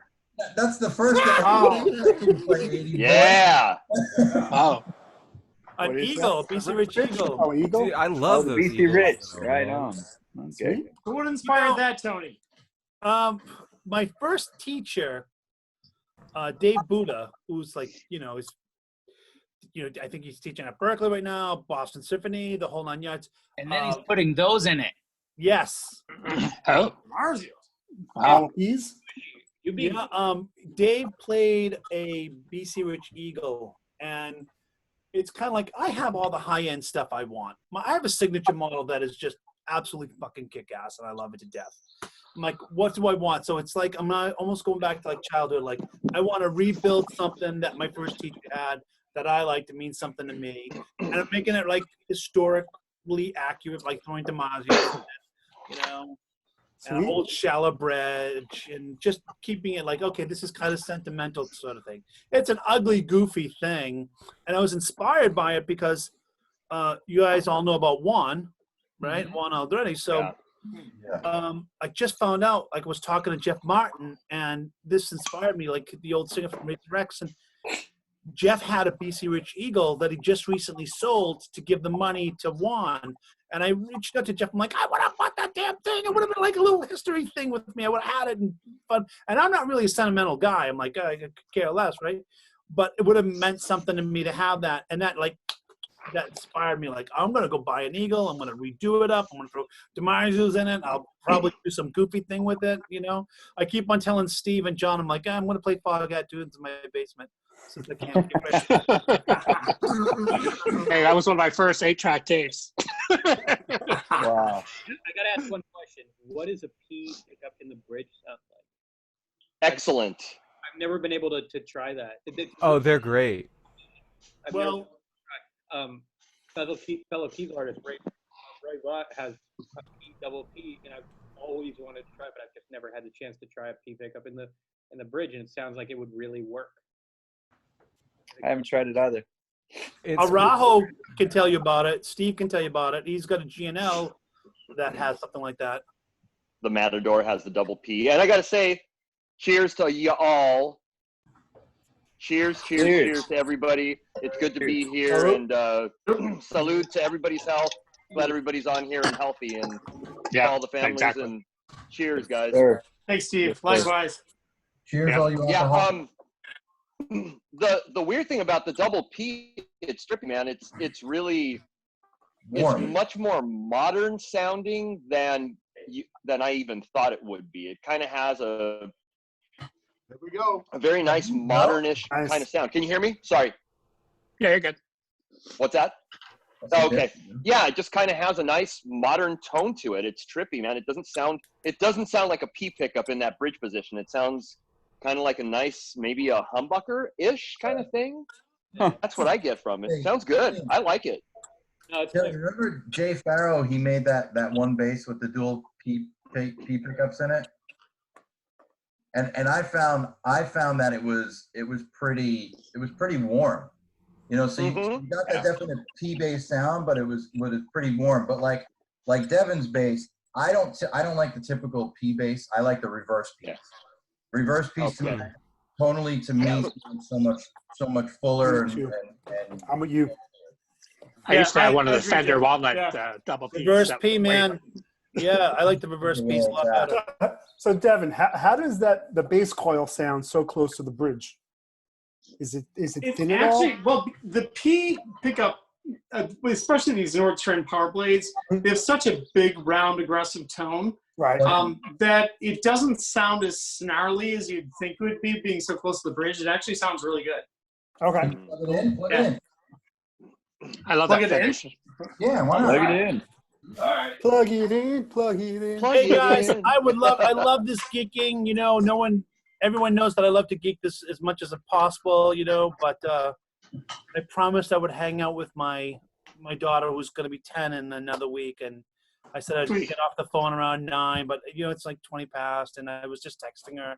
She just got an iPhone, and I'm like, Dad will be up in a little bit, so I just want to say thanks so much, guys. You guys are the best. Thanks, Tony. Cheers. Love you, Tony. Good seeing you. You guys are the best, Brother. really. And I'll talk to you all later, man. Cheers. Later. See you guys. Have a good See night. ya. Peace.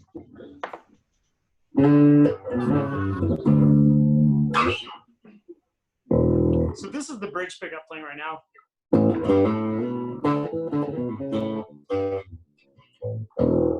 don't know if I'm blowing away my speaker or not, but it gets a nice tight tone. Nice. Compared, Yeah. It's Sorry? pretty Tight, hot. very tight. yeah, it's very hot. Yeah, well, just the power blades are in general. No, but tight. this is the neck pickup.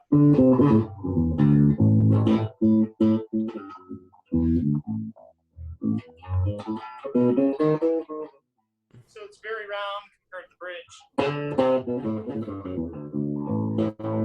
When you turn That's a them nice both on, aggressive it has sound. they have a really good sound when you blend them both together.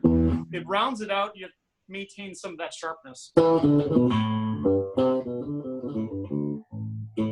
it's really, Cool. I think, nice aggressive tone to it. Cool.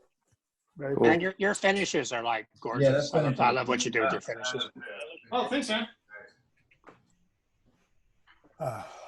Very cool. Yeah, because Devin, I remember when you sent Brian Abel a couple of basses to demo for Just Bass It, and I was a little bit jealous. Oh my gosh, yeah. Ryan's a great player too. He's a great he's guy. an incredible player. Yeah. It's fun and it's great. I'm finding that so I don't sell in stores at all. And as a result, I really haven't experienced a lull in business in any sort of way. Actually, it's just the opposite. I've got more people asking for quotes than ever, just because people have time to think and talk about it because they're not performing as much. And it's been really interesting to see what people are asking for, what's changed too. What do you think has been the sort of a trend in requests, at least coming to you recently? I'm finding people are they're wanting more. Well, besides the whole short scale thing, I'm getting a lot of requests for that, which I'm working on. But 6-string, people are wanting more multi-string basses. People are wanting to really try something different with pickup configurations. They're wanting to experiment a little bit and try something new and different. And I've seen more exploration in people's requests. And I've kind of seen, it kind of went for a while where people wanted the coffee table bass that was, all the pretty woods. But then that people just like, what, I'll never play out with that. And I'm seeing that to change back to people being open to some of those nicer woods because they're having basses that are never going to leave the house anymore. Yeah. And they're wanting some of those really nice woods and beautiful playability and something different too. So I'm seeing a lot of that. How about you, Nino? What are you seeing? I'm seeing nothing. Seeing nothing. Really, absolutely nothing. I got an email about strings. I did get one email about someone wanting to build a Jason Newsted style instrument because they knew I worked for Sadowski. But other than that, really slow. It's been painfully slow. Really? Ah, man, Yeah. I'm sorry to hear that. Yeah. Let's do It is what it is. I'm always in I'm a real small builder, so I build like a dozen to 20 a year. So hopefully it just picks up a little bit and I'll be fine. Sorry, Nino. It's all right. It's all good. So I'll ask both of you, both Devin and Nino, have you seen any difference in like sound profiles of the instruments? Like, you know, what they're looking for? Because I noticed for a while it was always in that like middle kind of, not really boomy, not really bright, you know, that kind of middle thing, you know, the slap feel. Have you seen any change in that? Because if they're doing different pickups, I'm assuming that they're trying to find different sounds. Right. I haven't really noticed any of that. People generally come to me with like a sound description, and I'll just kind of sway them with a few different pickups that I use. But a lot of people know what they want. Like, oh, I had a bass with Nordstrom pickups, but it didn't feel right, so I want a good bass with those pickups. Oh, okay. So a lot of that, I get a lot of that. And to answer that question, Charlie, not yet. I think people are still anticipating they're going to be playing out in live like they have always, and maybe they will. But I think I have a hunch that if people start realizing that, you know what, my live playing days are not coming to a close, but they've changed, I think then at that point we're going to start to see people want basses that are going to be able to plug into a DI. I'm going to get requests for, you know, like RCA type, is that right? RCA inputs and things that allow them that flexibility. And I think they're going to discover what tones sound good via live streaming in a band situation. And they're going to start to request pickups and configurations that sound good like that. Like the old thing is like the sound of the bass versus what's in the band. I mean, back in the day, I was with a 10-piece band, and it's like whatever tone I had didn't matter. You're just like fighting for space, right? Yeah, it's like the 40,000 watt PA system, and like, you know, it's like as long as I just got through was good enough. You know? Right. You know, as opposed to, like you said, if you're doing DI, you can be a little more selective. I just know, you know, the few times I've actually, you know, bought a new instrument, I have an idea of what sound I'm looking for in my head. I don't really have gear in terms of what pickups or whatever. I just think, this is what I'm looking for, and it goes from there. That's what I'm saying. Have you heard people's ideas of what sounds they're looking for different? And it's weird because we've all had that where I've had high-end basses, I've had lower-end basses, price-wise. Sometimes the lower-end basses just work. It's just simple. They just cut right through. You just never know. You have to get it on the gig, right? So That's it. Get it on the gig, man. That's where it really. That's where it's going to tell whether it fits or not. Yeah, you try it in the store or the shop, and it sounds killer. You get it live, it's like, where's my mids? Yes, exactly. Right. I mean, you know. Right. I had a Matt Freeman Squire. Matt from. Oh wow. I had one of his Squire basses, and when I started doing a lot of the cover circuit here in Massachusetts, you know, in my 20s, like, oh man, I used that bass all the time. It was a great.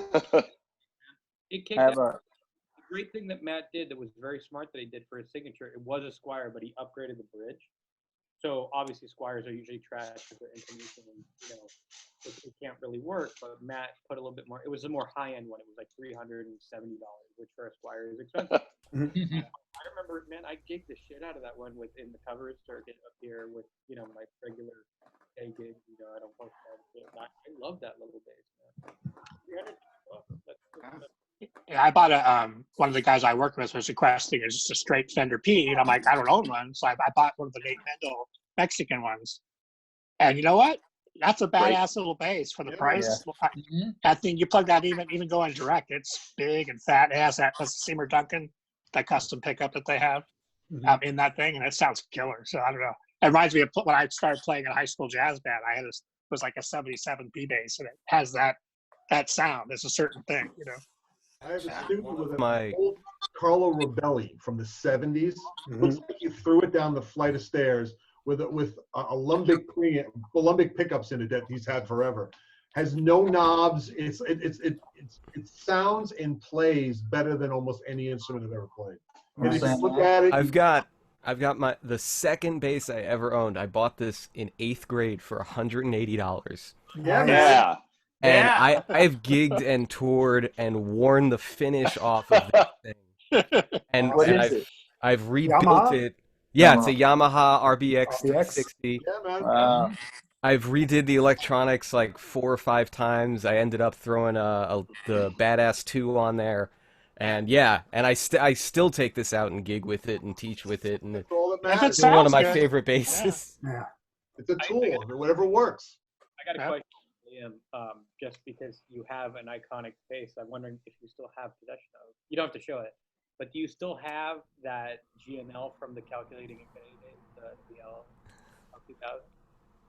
You're on mute. Am I? Yeah. Or no, Liam. Liam's muted. Liam's muted. You mean the bright kind of mustardy yellow?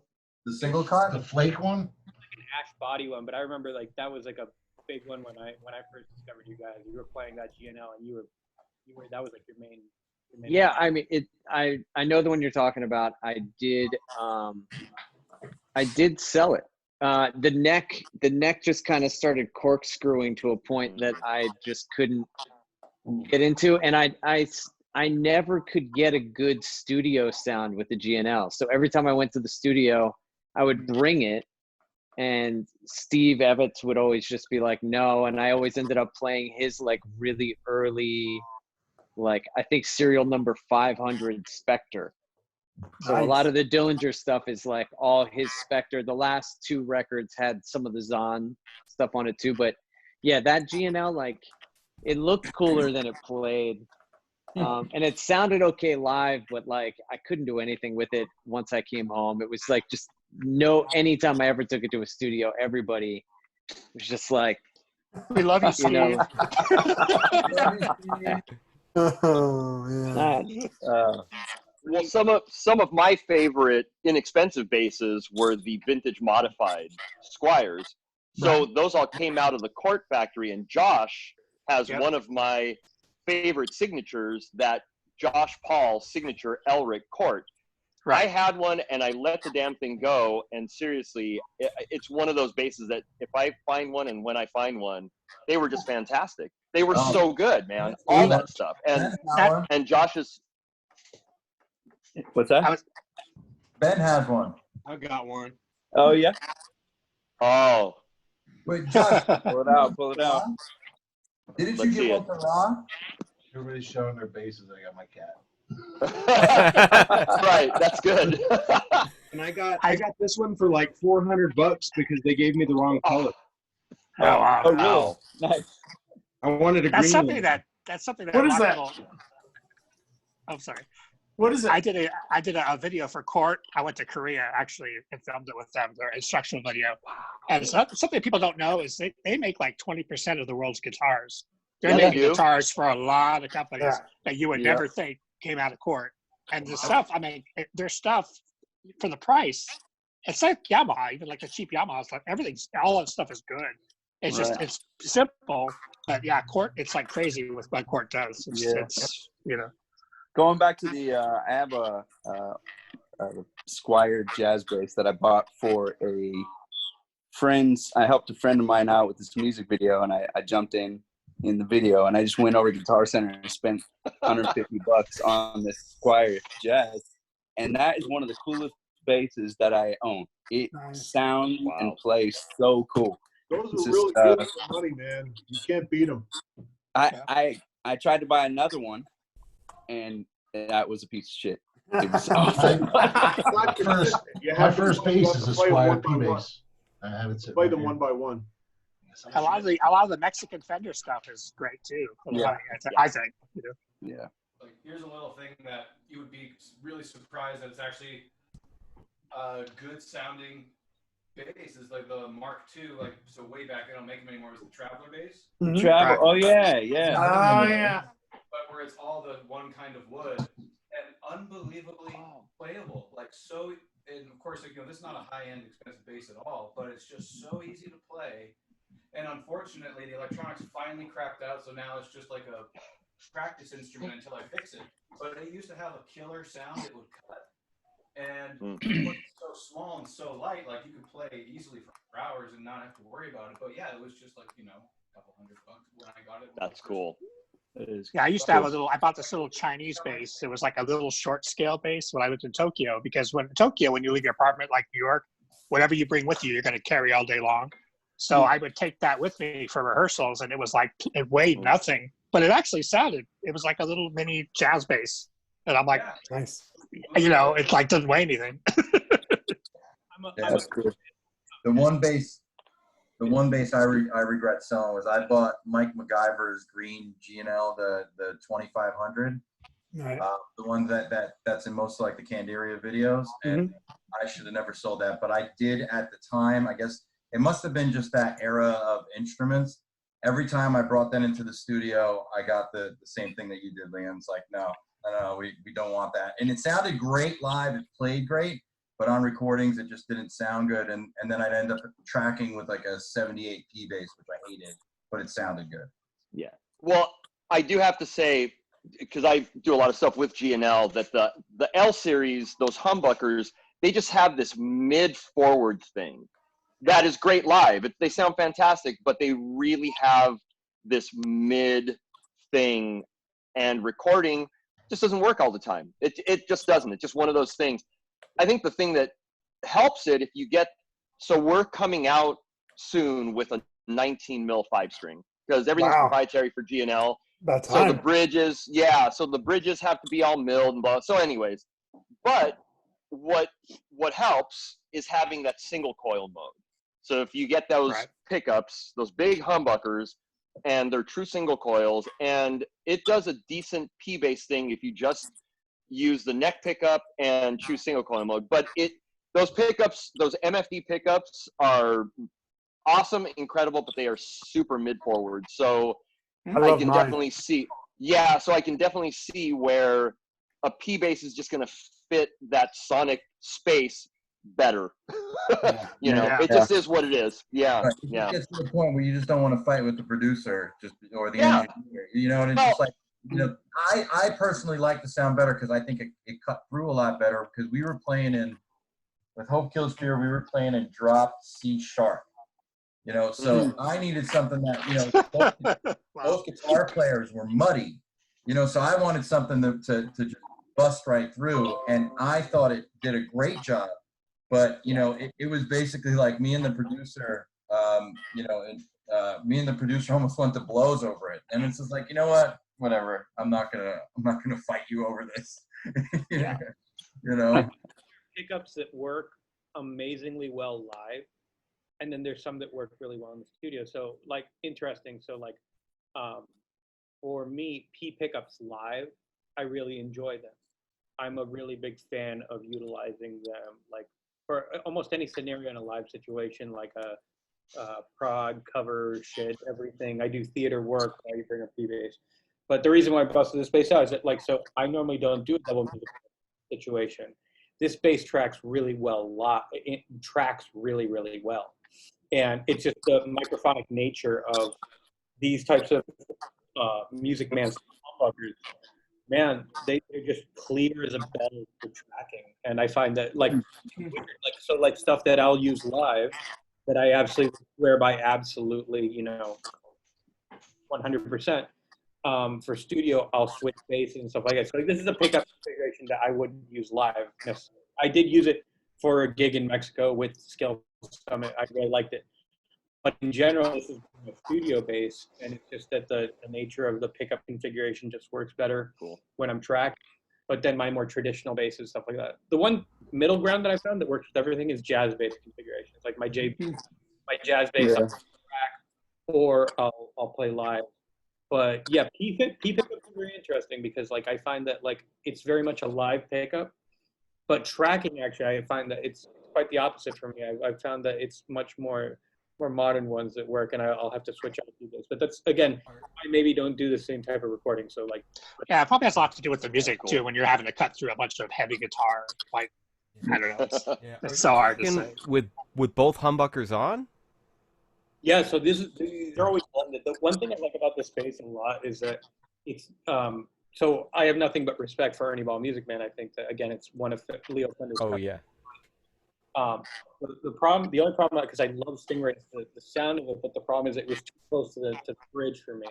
This one is not as close to the bridge. There's more space, and then when blended, This just has a really punchy, nice, even tone, and I've just gotten a lot of real estate in the studio from it. Cool. Cool. It's very awesome. What kind of bass is that? This is a Kiesel Zeus scale 6. Yeah, it's gorgeous. Thank you.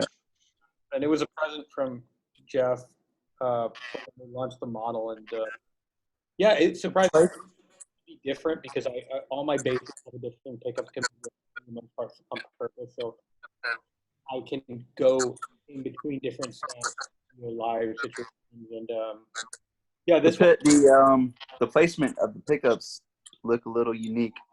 Can you hold it up one more time? It's a fan fret, that's why. Got you. Yeah. 33.5. So it's like a double humbucker thing, but in this. So that's headless, right? Yeah, this one's headless. Yeah. Yeah. What kind of That's cool. spacing you got on the strings there? What is it? What kind of spacing? This I think is standard. I think it's 19. 19? I think so. It looks small, but that's through the camera. Yeah. Yeah. I haven't played a fan fret bass. I'm really curious to try one out. I'm a big believer in them. So here's the thing: if you're going to be playing in standard, a good setup, a good nut, a good bridge, that's really lucky. But if you ever tune down for any, like I have one of my basses, so like the A flat, and I use that for the band and what we need for that sound, and it's absolutely fantastic. And I do find even with stuff like that, like I use my fan fret for. This is going to be really funny, but I'm in a Duran Duran tribute band as one of my day gigs. Like, hey, fun music. Hey, man. This is great bass stuff, man. Yeah, Oh, that's wow. fun, dude. Some of the best bass lines, so incredible.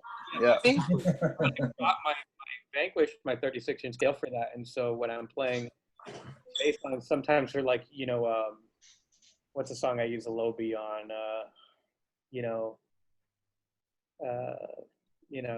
Come Undone or something like that. I'll use the low C on that, and it's absolutely monstrous. There's a reason why walls and stuff like that have a really big. Nice. My metal stuff, if you're in standard tuning, you'll definitely hear a difference. But if you're drop tuning, absolutely 100% recommend. Is that you are that floppiness, that mud. This is 35. So this is just in standard. I keep this one, but yeah. I got another Vanquish in the works right now for Abiotic because we're going to tour for this record. What is it, 35 to 32? The Vanquish is actually 36 to 34. No, but that one's 35? Yeah. 35 to 33.5. Oh, cool. Yeah, it's not as drastic, right, Killian? What's that? It's not as drastic as like the Dingwall, which is, what, 34 to 37? 30. Yeah. Hey, I made a fan fretted bass a while back. Ooh. And, Oh, wow. Nice. I love the That's body. gorgeous. Gorgeous. It's yeah. really, oh, thanks. This is, 2005 I made this. But what I really like about fan fretted is the ergonomic, just how it fits with you. Because if you think about this, if you're playing your hand, your wrist is kind of at the same angle as the frets. And the same thing, it follows the angle. Here, try to get this in the camera. Follows the angle of your, basically your wrist. Right. So it fits very nicely. So a lot of people look at the fan fret and they wince at it. They're like, I never played one of these. But once you actually put one in your hand and you play with it, you're like, man, that feels natural. Yeah, that's what I've been told.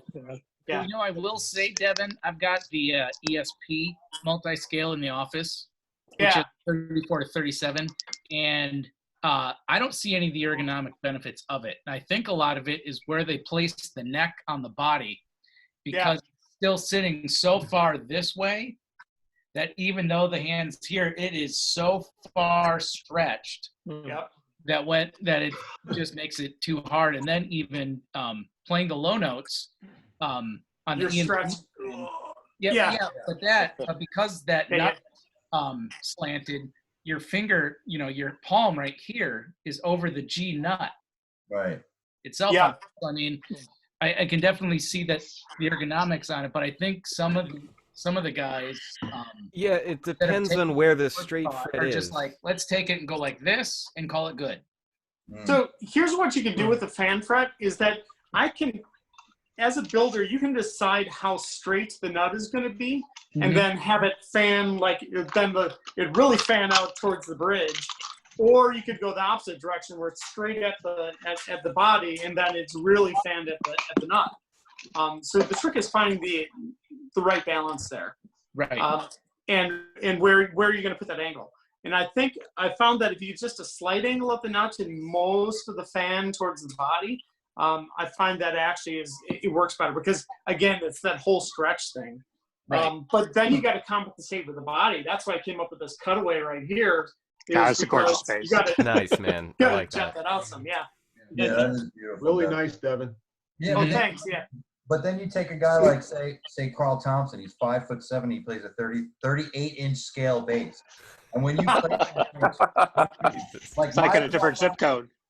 No, not at all. When it sits in your lap, you're like this on the E string, and it's fine. Mine's a 36, and I don't have any problems. It feels like a 34 because the way I had a student with a fretless that was 38 inches. I'll never forget it. It was huge, but it was the coolest and the best sounding I ever played in my life. I said, I'll never be able to afford it, but if you ever sell it, you got to call me first. That bass was amazing, but it was 90, and the headstock was like forever. I'll never forget it. He had this guy, a student of mine. He was loaded. He had a room full of Carl Thompson, literally a room full. I'm Joe. Hey guys, I'm gonna cut out. Love all you guys. Be safe. Joe, thank you for setting this up. Let's do it again soon, for sure. Steve. All right, guys. Have a great night. Take care, guys. See you, Steve. Peace. See you guys. Have a good one. Bye. So kind of continue from what I was kind of saying about like the long scale fret. Yeah, I got to take off too, fellas. My Nice to meet you, man. Wi-Fi here is going. Oh, pleasure, man. Josh. Thanks for coming on, dude. Gosh, yeah. I'm gonna be that Hey, guy I too. appreciate, I'm sorry. appreciate you all. Let's do this again. Liam. I appreciate it. Peace out, All brother. right. Yeah. Peace, Okay, guys. thanks, See you guys. Ron. Y'all, Cheers. that was interesting. Much appreciated. Thanks, Thank you. Liam. All right, brother. Talk to you Have a soon. good one, man. Yep. Ciao. Yeah. All right. So what were we saying? Oh yeah. So my personal thing too is like with fretless basses is the really like longer the scale, so much more of like this nice fundamental tone comes through, and ultimately like that's why I really like the Ennis design electric uprights, but with the magnetic pickup because you got a 41 3/4 inch scale. And Yeah, right behind Killian. but if he had the magnetic pickups on that, because he doesn't have it on those, is that fretless sound that you get on the upright is for full magnetic. It sounds like a fretless bass guitar, but there's so much like of this nice fundamental bottom to it, but it doesn't like overwhelm the speaker, if you know what I mean, where like you don't like the sizzle from the higher part of the harmonics and overtones of the note is still there, but this nice round bottom is there, and I think it's really because of the long scale. It's beautiful in my opinion. Well, I have a 32 inch scale Cliff Boardwell that is incredible. That's cool. Yeah, this bass is incredible, and I got it for a freaking steal too. And it plays like a dream. But I will say one of the nicest fretless basses I've ever played was the CR5. The what is it? The bass guitar or the upright? The CR5, the bass. The bass guitar or the CR5 upright bass. Oh, yeah, the CR5. Yeah. That was one of the greatest. And I was going to add exactly that one. And I was going to ask you about the 6-string. How is that 6-string? I don't have one of the 6 strings, but I was playing and did some demos out at NAMM. It is really like ergonomic. It fits the way the NS5 fits in your hand. If you've played one of these, it's very burpy in the sound. Like it's really that 6-string. I think burps more than the 5. I'm not too much on the electronics of what they put into it. I know they're EMGs, but I'm not exactly sure on like what the specifics are. But it was just a really ergonomically comfortable bass, not too heavy, and just very burpy, especially on like the high C part. And I think a lot of that is because of the mixture between the magnetic and the piezo crystals that they have on the NS bases. Yeah, the piezo on a fretless is insane. I wish I could put one on this one. Yeah, I've got the piezo on the Ibanez Portamento 5-string, and I love this thing. It's super resonant. Like it's such a thin body, and it's the neck through, but yeah, like just all the overtones as you play it are just so gorgeous.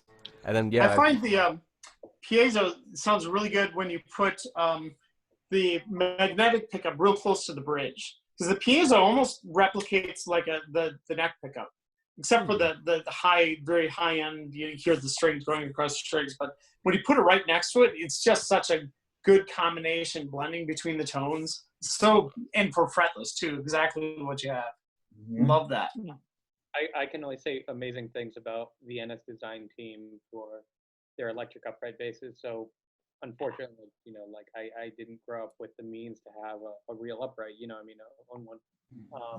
But these are fantastic. And I knew that the real test, I had one gig one time, it was Christmas. I got hired to be part of a chamber group. Like I had to play arco with everyone and violas and the whole 9 yards. And so my arco chops are what they were, I had to put.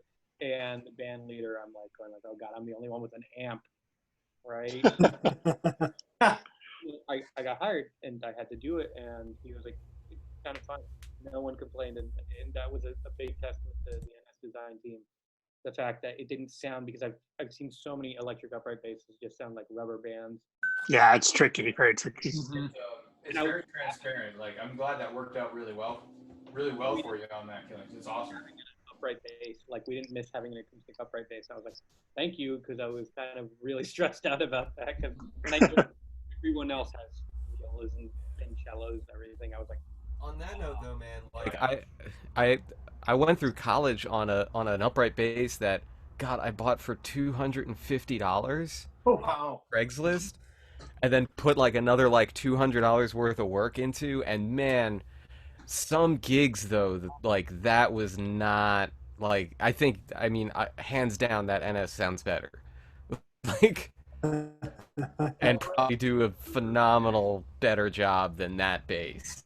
I used to see these kids on the Tokyo subway with a double bass strapped to their back. I'm like, really? I'm like, shoot me in the head. Fill me out my misery. Uprights are such temperamental instruments, man. Like, yeah, like you could put a lot of work into it, but like the humidity one day, your strings could be, you have a good action that you're used to, and then all of a sudden the next day, absolutely, away. Absolutely. That's why I have the humidifier right behind me, because my other level bass is right there. I gotta watch. I have a hygrometer. I gotta watch. I have a humidifier in my room too. In the winter in New York, you never know. Yeah, man. Charlie, do you have central heat in your house, like air? No, in New York we have central heater, central air. Oh, I'm sorry, what? What did you say? Central heater? Of course I have central heat. like gas, like air, like a. This house is 1937. I have steam. Oh, okay. So you got radiator, so it doesn't dry out a lot there. I take it. But it still dries out enough. That's why I have the humidifier going. Yeah, I got to keep it over 40%. At least that's what my tech tells me, because mine's a stop. So I got to be. And what do you do in the summer? Do you put like silicon beads everywhere, or what? No, just leave it. No, it doesn't get too bad, because I have central air in the house, so it doesn't. It brings it down. But my tech pretty much said, unless it's raining, you're okay. It's the low because it cracks the wood, because especially because it's carved top. I mean, it's not tremendously old, but it's old enough. Okay. Is it a carved spruce, or is it a plywood? No, it's carved front and back. Carved from back. Yeah. So definitely. Nice. Show us. Huh? Show us your bass, Charlie. Who gives a fuck? Like, I don't want to do it. Welcome to New York. I'm a curmudgeon. Guys, Hey guys, I'm gonna sign off. So thanks, See you, Dal. Have a good one. See you later, Gary. Thanks, man. It's awesome to Take care, get talk with man. Good everyone. talking to you. All right, great talking with you guys. Ciao. Nice extension you got on there too, man. Yeah, I got extension on the high end and on the low end. Oh, nice. I got the solo one. And I got A high-end extension. That's sick. That's a gorgeous instrument, What's it go dude. down to C? I'm sorry? It goes down to C? Down to C. Yeah, Yeah, and it goes to half steps. But you can't see. Sorry. It goes half steps. Oh, Nice. wow. Yeah. Jeff Bolback in New York does all my work. Dope. Beautiful instrument. But yeah, like I said, I have the hygrometer here, and I have the, right now it's getting warmer, so it's not too bad. But then in the dead of winter, that thing's cranking. Yeah, I got my humidifier, and I like it. You got the hygrometer too to keep an eye on it. Yeah, man. I had a teacher. In fact, he just passed away a couple of weeks ago. He lived in an apartment, and then he moved into a senior center, and the senior center was a lot hotter, because those old places tend to be. And he's at his desk, and he hears what sounds like a bone breaking. And the seam cracked from the whole bottom end. Luckily, it was a seam because I went to see him a week later, and he had humidifiers all through the house. I can't let that happen again. He had an old Juzak. Lynn was probably 5 foot nothing and 100 pounds. So when he played jazz, he used a half size, or even I think it was a quarter. It was a child's instrument. It was a Juzak, tiny, because he was tiny, and the thing just cracked from seam to seam. Oh my gosh. I remember that old Jacko instructional where he said that he once had enough money, and especially in Florida, to afford an upright, and then like one morning he wakes up because of the temperature issues, and then the whole thing was in pieces on the ground. And on the floor, right? Oh my God. On the ground, that's an instructional video where he was like, I got the bread to get it, and then one morning I woke up and the thing was in pieces in the corner, and he goes, I can't afford this, so I ripped the frets off my bass. But it's funny. It's funny you say that, Killian, because when I have electric students that want to go to upright, I said, first of all, do you understand it's like a crack habit? Everything about it is fun. I'm serious. I mean, how much are bass strings? Even if we went manufacturers, even if you go like the infields, they're like $60. Upright, they go between $200 and $600. Yeah. Right? Easy. You go to the $100 strings. You don't go to an upright tech and spend $20, man. Everything about it. Can I ask, so if let's say you were the first, again, hypothetical, but just like I'm having a lot of trouble hearing you, Killian. I'm sorry. Killian, can you turn your mic up? Oh, sorry. I'll try my best. If you were first chair bass for the New York Philharmonic, just hypothetically, how much does restringing one of those basses cost? Between $200 and $600. Yeah, it depends on what strings that you're going to be. Strings you're going to be buying, because it all like classical. A lot of those guys too, like who are principal players, use actually you'd be surprised, use the Tomastic spiral cores a lot because they cut through the air. Like I use Tomastic spiral core solos, particularly that's because I tour as a solo instrumentalist. But even then, when I do sit principal and for recording, I still keep the Tomastic spiral cores because they cut through enough. And then when you have the section you're commanding, that nice warm section helps bring out the bottom. So it's like when you're looking at a section, it's almost kind of like you're looking at your instrument not only as you want to be able to lead your section, but each instrument is kind of like a different EQ to give that whole feel of the bass. But yeah, like so Tomastic spiral cores are like between, depending on your who's selling them, $260 to $300. Yeah. How often do you have to replace them? Depends on how much you're playing, but like they can. Some players can have their strings and they like that really dead sound. I'm more. I play it a lot. I replace my strings on my upright every 3 months. That's funny because I play mine a lot. I never change. In fact, I just changed. I just went over to Parastro. I was talking to Parastro, and they gave me a set for my double bass and a set for my my silent bass. And I've used spiral cores my entire career. I just changed because I wanted something a little more Arco friendly. Which the Arco part is like it's that's a trick. Finessing, especially like a Tomastic for a spiral core. Yeah. Finessing the Arco is a trick that takes over time. But when you move to Parastro, which ones are you trying out? Are you doing like the Eva Parazzis or? I have Eva Parazzis on the silent bass, and I have the Perpetual on my upright. On the upright. Okay. How do you like the Perpetuals? I like them. I like them. I'm liking the Everparazis a little more because they're a little rounder and a little warmer. They are much warmer, and they got a little bit more of that little extra oomph on the. Yeah, and especially with the solo board, when I go up that high, either Arco or Pizzicato, I don't want it to sound like like a cartoon. Yes, yeah, you want that nice, beautiful round sound. Yeah, I'm a jazz guy. I'm not a classical guy. So I'm doing if I'm doing Arco, I'm blowing over changes.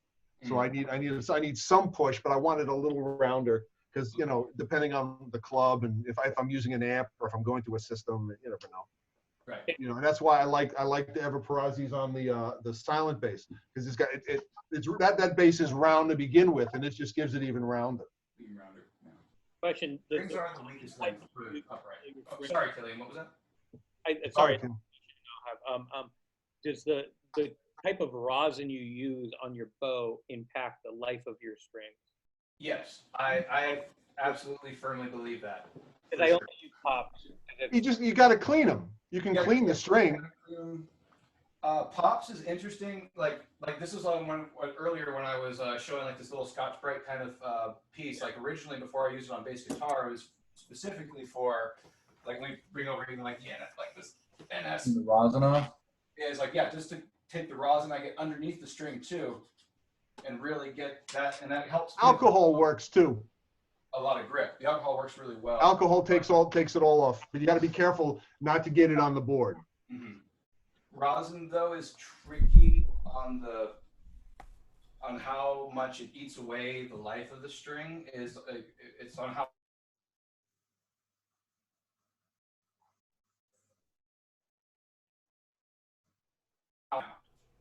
Oh shit! Really? So after a while, and that's when all of a sudden you start noticing that the center of the note isn't quite like when you're playing and like it's in tune. It feels like it sounds in tune, but it just doesn't feel quite right. The center of the note almost feels like kind of fuzzy. Messes with the overtones. Nice clean sound. That's because the string is getting so much extra mass down at the bottom part. Oh yeah. And so it's making it's not sounding right. So that's personally why I like to change my strings more often. Is even though I do clean them, like I'm also wood shedding away with a lot of rosin. And then all of a sudden, when you're playing, like you try to have this nice sustained long note, especially up higher. It just like to me the best way I can describe it is the sound sounds like this, and it's not as like this nice. You're making all the sense in the world because I haven't changed these strings, and I thought that most people let rosin sit there, but my strings right now, because I've been doing a lot of Arco work this week, have been very rosin caked because I've been doing it more. And I noticed when I was in thumb position, I was playing like a high B flat, and no matter how good my finger on my left hand, it didn't sit well. It didn't sit well, yeah, and like it can be traumatic to you. It's funny because you're like, am I playing bad? Like, no, it's actually strings are the weakest length, especially for like bow playing. The strings over time they get so abused from that constant vibration that it's just you're not getting that center note. So it's not you, it's the string for sure, Killian. It's funny though. I've had teachers who haven't changed their strings in 20 years. Classical guys, jazz guys, they never change. They change when they break. It's the old school, That sounds like Ben. Hey, Charlie. Hey, what? I got a question for you. And then I got to go. I apologize, guys. So you just posted on Facebook saying, Tony and Steve, you are making me into a gearhead. Right. All right. So what gear are you looking at these days? I'm just doing some work on one of my basses. I'm breaking their balls because I'm not a gear guy at all. I mean, I talk with them at NAMM. I feel like I'm in another world. I have no, but I'm looking to do some work on one of my basses, and I asked them some questions, and I'm doing much more research on gear than I think I've done in my life. Which bass? Your Federa? No, my leg one. I'm thinking about changing out the neck. Changing out the neck. Yeah. Wow. Wow. Okay. What? And I forgot that's a rosewood neck, or is that maple? It's an ebony. It's a maple neck with an ebony board. Oh, okay. Lovely. What it is I'm thinking of going with a rosewood board. So I want something a little. I like a round sound, and they're also doing some incredible flames. They're very good to me. So I'm thinking about having them make me another neck and switch it out. So I got a question for Will. Yeah. I got a question for Will. What are some new things that Godlike's working on right now? Are there any new things that are going to be coming out soon? Well, I mean, we're constant like the problem we have is we're constantly working on new things. The other problem is putting them out, and but I mean, for me, like the two new things that we've been working on for a while that I'm super stoked, but you know, now with this whole thing, everything's kind of on hold. Is the TWA stuff, because we just do that weird, esoteric, crazy sound boxes. And one of my favorites is the Woxidizer, which is basically it's based off a Univox Super Fuzz. Okay. But we've the Super Fuzz had the fat scoop switch, so we've added that as a foot switchable switch. We also added a parametric EQ, so you can kind of dial it in. And my favorite feature, which I want to put on everything, is an envelope control. So you can actually control the filter sweep. So you can really quickly go to like from just like a super great huge fuzz sound to like a kind of envelope filtery fuzz. But is it foot switchable, the sweep, or can you control that with a foot switch? You can. It has an expression pedal in. Yeah. So you can control that with an expression pedal. So you can use it basically as like a fuzz wah if you want it. Nice. Yeah. That's cool. What else? Yeah. So, it's that, and then we're finally doing a small box version of the Great Divide, which is kind of the flagship pedal, and to be honest, is why I actually ended up working for the company. Is I met Kevin through a mutual friend. And I saw that the Great Divide, and you know, I was just like, "Hey, how can I get one of these?" Because they were sold out at the time. And there was a wait list, and we hit it off, and we got talking about envelope filters through email, and he had me come in as an artist and wanted me to demo, and eventually I was just like, "Well, I can solder, I can put those pedals together for you," and it kind of escalated from there, but so it's a small box version of that where we have it's just the dry signal octave down and the octave up, but the octave down has tone control. Right. So you can go from like those super great like the OC2 like fat like octave sounds to something a little bit more aggressive. And then the octave up is done through gain staging, so it's like a dirtier kind of octave fuzz up, which I love for cutting through. That's really sick. Yeah, and because we kind of try to just throw everything into the pedals. Is there's an 1/8 inch in where you can insert a foot switch, so you can actually solo either one of the voices. So you could have it as you know, your dry octave down and octave up, but then you throw the switch, and one of my favorites would be just either just the octave down, so you could just go from, you know, super subby dub kind of bass stuff to like a huge, you know, 3-octave fuzz sound, or you could do it for the solo with the octave up, if you play guitar or something. Right. Oh, that's awesome. Hey guys, I gotta take off now. It was great, really chatting with all of you and getting to know you a little bit. This is really cool. Thank you, Joe, for the invite, and thank you look guys. forward to Thank talking. you all for coming See you on. soon, I don't know Devin. if keep All going right, or- guys. Have a good one. See ya. Later.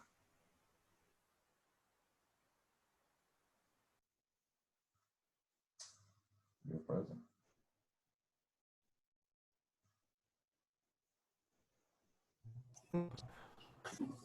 Yeah, we were frozen. Yeah. Joe's frozen up. Developments this year at GHS. Are we good now? Yeah, we're good. I was frozen for a little bit. Yeah, I don't know if you guys want to stay on. I can still stay on. If you guys want to cut it out, I think I got to head out. I'm soon. gonna bolt. Guys, Yeah. nice meeting some of you guys. Good seeing others. Absolute pleasure. so Thank you. much. Thank you, Thank Joe. you so much. Thanks, Joe. Thank you, Joe. Thanks, everybody. Talk to you guys soon. Thanks so much. Kenny says goodbye too.